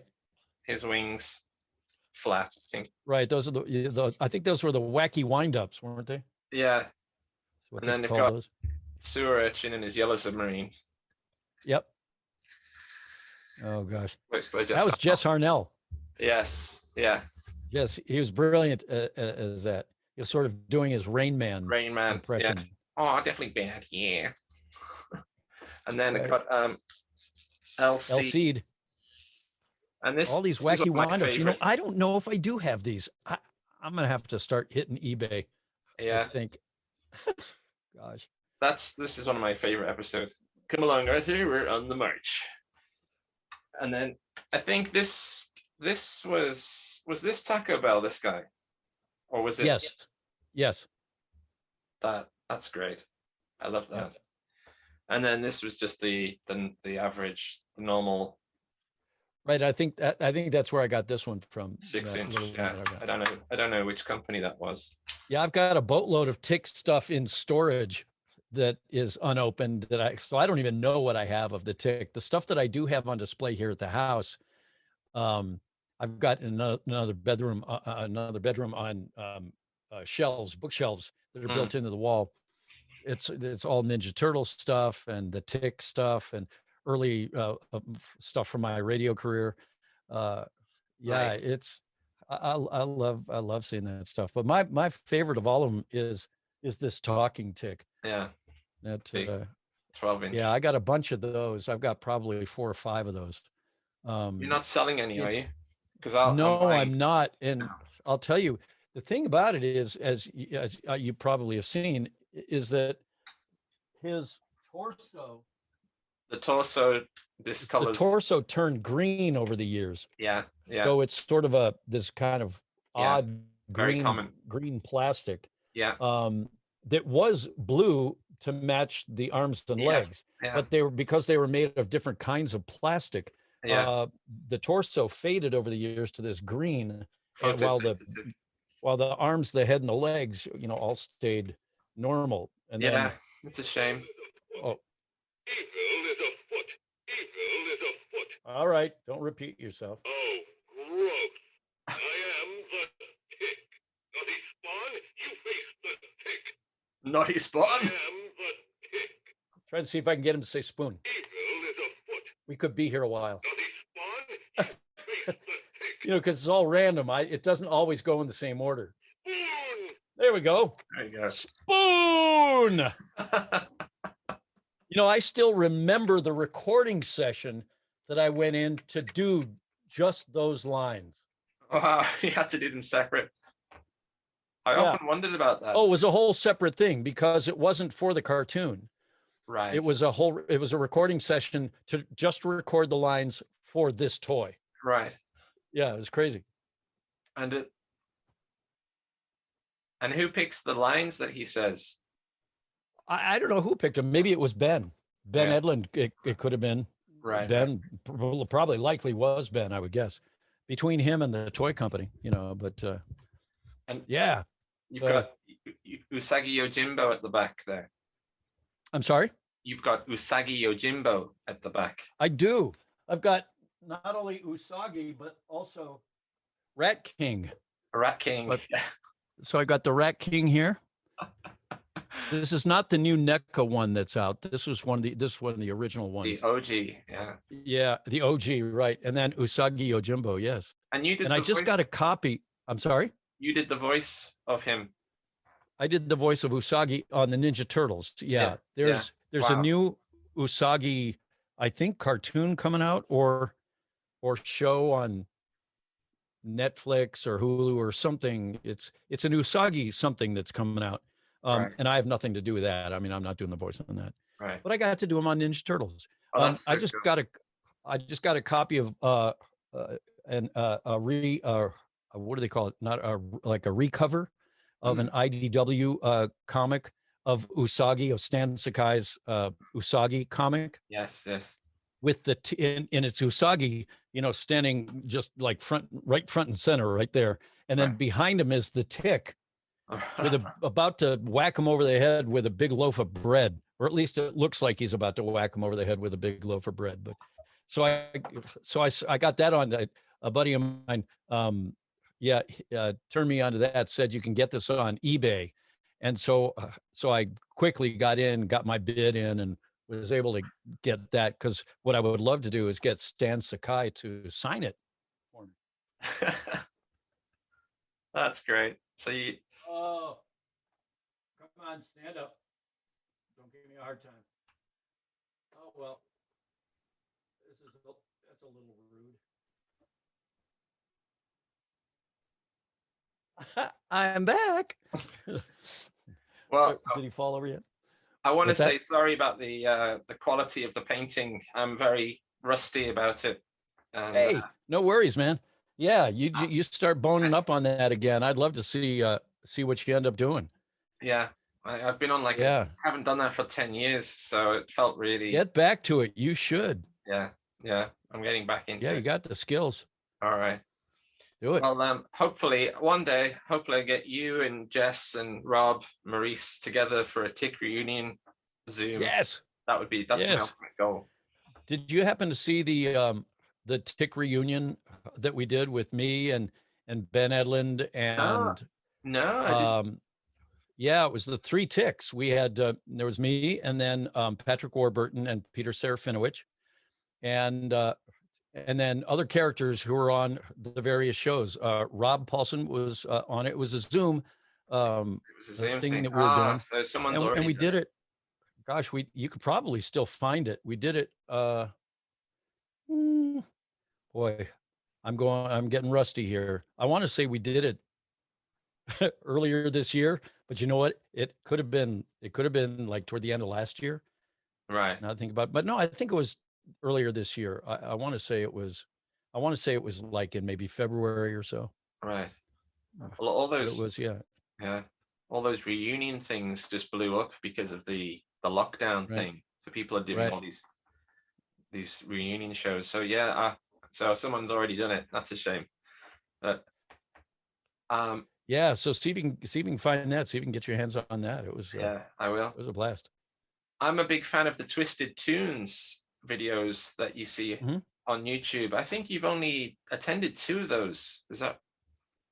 Yeah, that's Jeff Zanini. He is Yeah. our booking manager for our convention appearances. Right.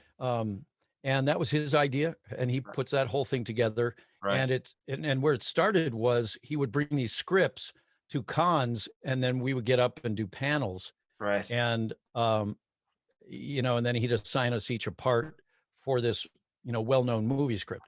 Yeah, so I did a couple at cons, but to be perfectly honest, I'm like terrible at that, because the really hilarious guys doing those things are the Jess Harnells and the Rob Paulsons and the Phil Lamars, and Jim Cummings and these guys, Right. who just got a million voices and are great impressionists and are just funny guys off the top, Right.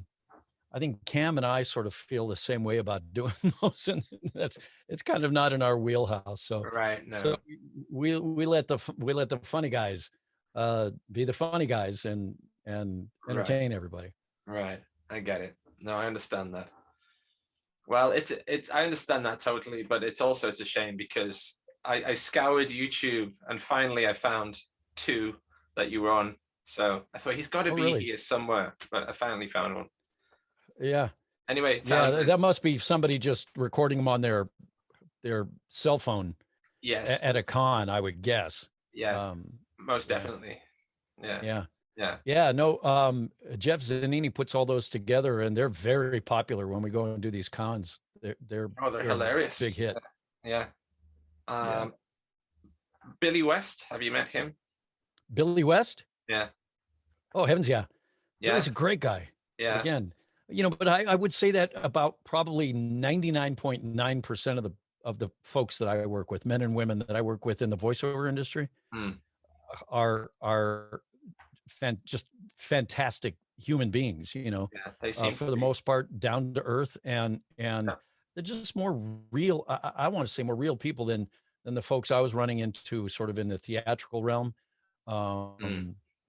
It's a very, very different kind of actor.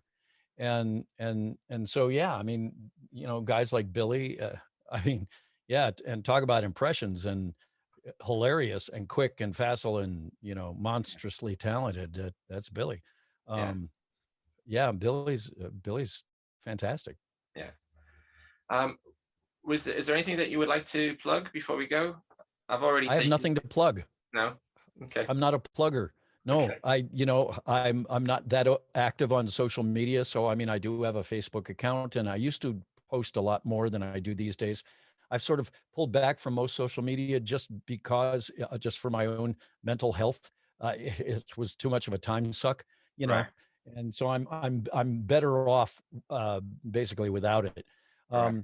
You know, but I'll post occasionally if I've got, a Comic-Con appearance coming up. Like we're going to do this con down in Orlando, Florida next weekend. Not this weekend, but the weekend of the 20th through the 22nd of August. And yeah, we're going to be down there at Fanboy Expo in Orlando. So, Right. you know, so I'll mention those kinds of things on Instagram or on Facebook or something. But other than that, I have a Twitter account and I've got probably 6 followers, if that. You know, I just never tweet. Right. And if I do retweet anything, it's about SpaceX and their crazy Starship program going on down in Boca Chica, Texas, which I'm a huge fan of. I mean, that's what occupies much of my time these days, Oh. is me wanting to go to Mars. So yeah, I'm just blown away because I think we're witnessing history in such a huge proportion right now with what's going on down in Boca Chica, Texas, with this Starship program. Right. It would be like watching the birth of the Apollo program. Right. You know, back in 1967, and then following it, or 64 or whatever, and then following it up to the point where they actually launch guys to the moon in 1969. Right. You know, that's what this is. Do you think that's Elon Musk? He's building a rocket ship that is the tallest, biggest, fattest, most powerful rocket ever in history. Down there, you know, right on the Gulf Coast, right on the Mexico border, right just inside of Texas, right you know, and it's fascinating to me. I can't get enough of it. So that's why I spend my days, you know, a lot of my time doing is just watching all that is going into that. It just How soon before we land on Mars do you think then? Well, to hear Elon Musk tell it, it's going to be in 3 years, but it won't be. Yeah, you know, that's obviously very ambitious. But I would say by the end of the decade, right, for sure. We're in 2021 now. Yeah, so another 9 years, and it's entirely possible that it could be quite a bit earlier even than that. You know, but certainly I think by the end of the decade, by 2030, yeah. That's incredible. I hope so. And his goal, you know, he wants hundreds of these starships going up each year. You know, that's why he's building this rapidly reusable rocket that can be caught. The booster can be caught in these giant arms and then put right back on the launch stand, refueled and ready to fly again in an hour. I mean, that's his goal. And this guy's got a pretty decent track record of doing bodacious things, you know, and, you know, stuff. I mean, talk about audacious stuff that nobody would have said could be done, you know, but he somehow manages to make it happen. And so, yeah, a big fan of his and what he's done with Tesla and certainly with SpaceX, you know, and the whole Falcon 9 program. And I just read a book by Eric Berger called Liftoff, which was the story of the early days of SpaceX, which is a great book. And yeah, so I'm a big nut for that kind of stuff. I mean, that really is what sort of fuels me these days. Right. Is following that whole program. Well, you'd be a great countdown voice, I think, for that. Yeah, you know, I thought about that. I mean, I've tried to figure out all kinds of ways that I could weasel into SpaceX and, you know, work for Elon Musk somehow, work for Neuralink or one of his companies, anything, you know. GPS. I just think the guy's brilliant. I do. That's great. You know? And he's out there. He doesn't care. You know, he's an innovator. Is what he is. Yeah. Yeah. Oh, I would never have suspected that, but that's cool. That's fascinating. Yeah. I think that's a good thing that the fans don't know about you, probably. Yeah, well, it's a thing that really lights my fuse more than anything right now Hmm. is Well, the whole SpaceX thing. it's hopeful, and it's not a downer. We're surrounded by, Yes, thank yeah, you. yeah, Which is because there's so much coolness about it, yeah, and it's progressing at such an amazingly rapid pace. yeah. What he's got going on down there in Boca Chica. I mean, this facility that he has basically built from scratch on just Mm, bare land, mm, right on the Gulf. Uh, in just the last, I mean, he's had the property for probably 10 years or so, but it's really only gotten going in like the last 2 or 3 years, right, and they've only, I mean, they didn't shoot up their first prototype of a little, the Star Hopper until 2 years ago. That was just 2 years ago. And right, now they're actually stacking this thing, getting ready for a full orbital test flight right. sometime by the end of the year. Wow. It's fast. I mean, they just stacked the Starship on top of the booster Right. last week for the first time, just for a fit test to make sure that it all fit properly and the way everything worked Right. the way they had hoped it Wow. would. It did. So then they dismantled it, didn't dismantle it, but just took Starship Uh-huh. off of it. And they're continuing work on that. Now the boosters back in the high bay and they're continuing work on that. And they're going to finish this thing up, and they're actually going to go. They've already got the approval from the I was going to say the FDA. I've been thinking vaccines too much these days. From the FAA, Okay. and for this orbital flight, Mm, and it's going to take off from Boca Chica, Texas. The Starship, the second stage, is going to separate from the booster. The booster is going to actually drop into the ocean. They're not going to try and recover this one, but right. subsequent boosters will then actually fly back to the to the launch site and be Right. caught by these giant arms. Right. Is how it's eventually going to work. Wow. Um, but this first one won't. It's just going to crash into the Gulf of Mexico, while the Starship then goes orbital, flies once around the Earth, not quite completely. And when it comes over the Pacific and roughly over Hawaii, the Starship is going to come down as though it's coming down for a landing and do its various landing maneuvers just north of Hawaii, and then will actually then let itself down into the Pacific. Right. And it too is not going to be. I don't think it's going to be recovered. It's just going to sink. And I think they'll destroy it and sink it Right. probably. But that's going to be the first orbital test flight of this Starship, and Wow. that's going to happen before the end of the year. They're they're just steaming along with this program. It's It just sounds crazy great. to me. I'm so out of the loop on that. I haven't paid attention to that stuff. But it's nice Oh to my know. gosh. Go on YouTube and look at any of the videos. Look at the videos from last week. Go to nasaspaceflight.com. Right. NASA spaceflight. So like all one word, Like, nasaspaceflight.com. Doesn't calm. have anything to do with NASA. It's not official NASA. It's a group of these guys who are just fans like me, but they were fans before me and have been fans of rocket science for years. And they put together this YouTube channel, nasaspaceflight.com. Well, it's a website, but then also a YouTube channel.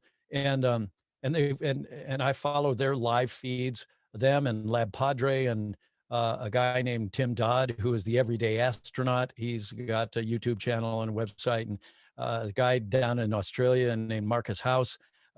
He's just great, puts together great videos. Those are four great, I would say, between nasaspaceflight.com, Marcus House in Australia, and Tim Dodd, who calls himself the everyday astronaut. Mm, These three resources, if you want to know anything about Starship, or really any of the SpaceX stuff, or any of, if you want to know about SLS and NASA's program, mm. or any of the other rocket programs that are going on around the world, even at Roscosmos over in Russia, or the China program, or these guys are it, man. You just go there, but especially if you want to know anything about Starship, check them out. Go to their YouTube channels. I will and do. you'll- I'll do. Yeah. No, I've been hoping for some sort of good news that's, you know, something hopeful to follow in the news rather than all the negativity that goes on. Yeah. Yeah. Yeah. And it's why I occupy my time with that kind of stuff, because it's cool. It's real. Yeah. It's like science fiction unfolding before my eyes and quickly. Yeah. And like you said, you used the word hopeful. That's exactly what it is. It's Yeah. hopeful. It gives you something to look forward to. I Yeah. just think it's just really, really cool. Yeah. So Uh, anyway, Well, space is plateaued on space stations and things. I've been hungry for space exploration. We need to get out. well, if you're hungry for that, oh, dude, go go check out these websites No, and what's I going will on with do. Starship. Yeah, I mean, it's happening now. It's happening as we speak. yeah. No, I need to Yeah. catch up on that. It's good message. Yeah. All right. Yeah. All All right, right, brother. all right, Townsend. Well, thank you so much. I'm sorry to take so much of your time today, and Dude, it's been a pleasure. I know you're in Tokyo. I'm here in Los Angeles, but you know, so it's just getting to be what, around noon your time, right? yeah, Almost 11:30 in the morning. 11:30. Yeah, yeah, and what it's time is it for going you? on my bedtime here. So Okay. yeah, it's already tomorrow where you are, right? Yeah, it's Friday. Right. It's not yet Friday for us. It's Right. Thursday here. So Right. 7:30 in the evening. Yeah. So Yeah. very good. All right. Well, thank you so much once again. And My pleasure, my friend. that was our conversation, and those were the days. Yeah, And they were. thank And I'm immensely grateful to have been able to experience it and to have been part of them. Yeah. If you see any of the other guys, please let them know. I will. I'll mention it to him next week, as I'll see him down in Orlando. Oh, please, that would be wonderful. Yeah. Thank Yeah, you so much. definitely. All right. You Well, got it. on behalf of us all, thank you very much, and Of course, my friend. keep hopeful. Look to the stars. All right. Signing out. Thanks, Jim. Okay. All right, buddy. Bye. Bye. Bye-bye. Bye. Bye. Bye.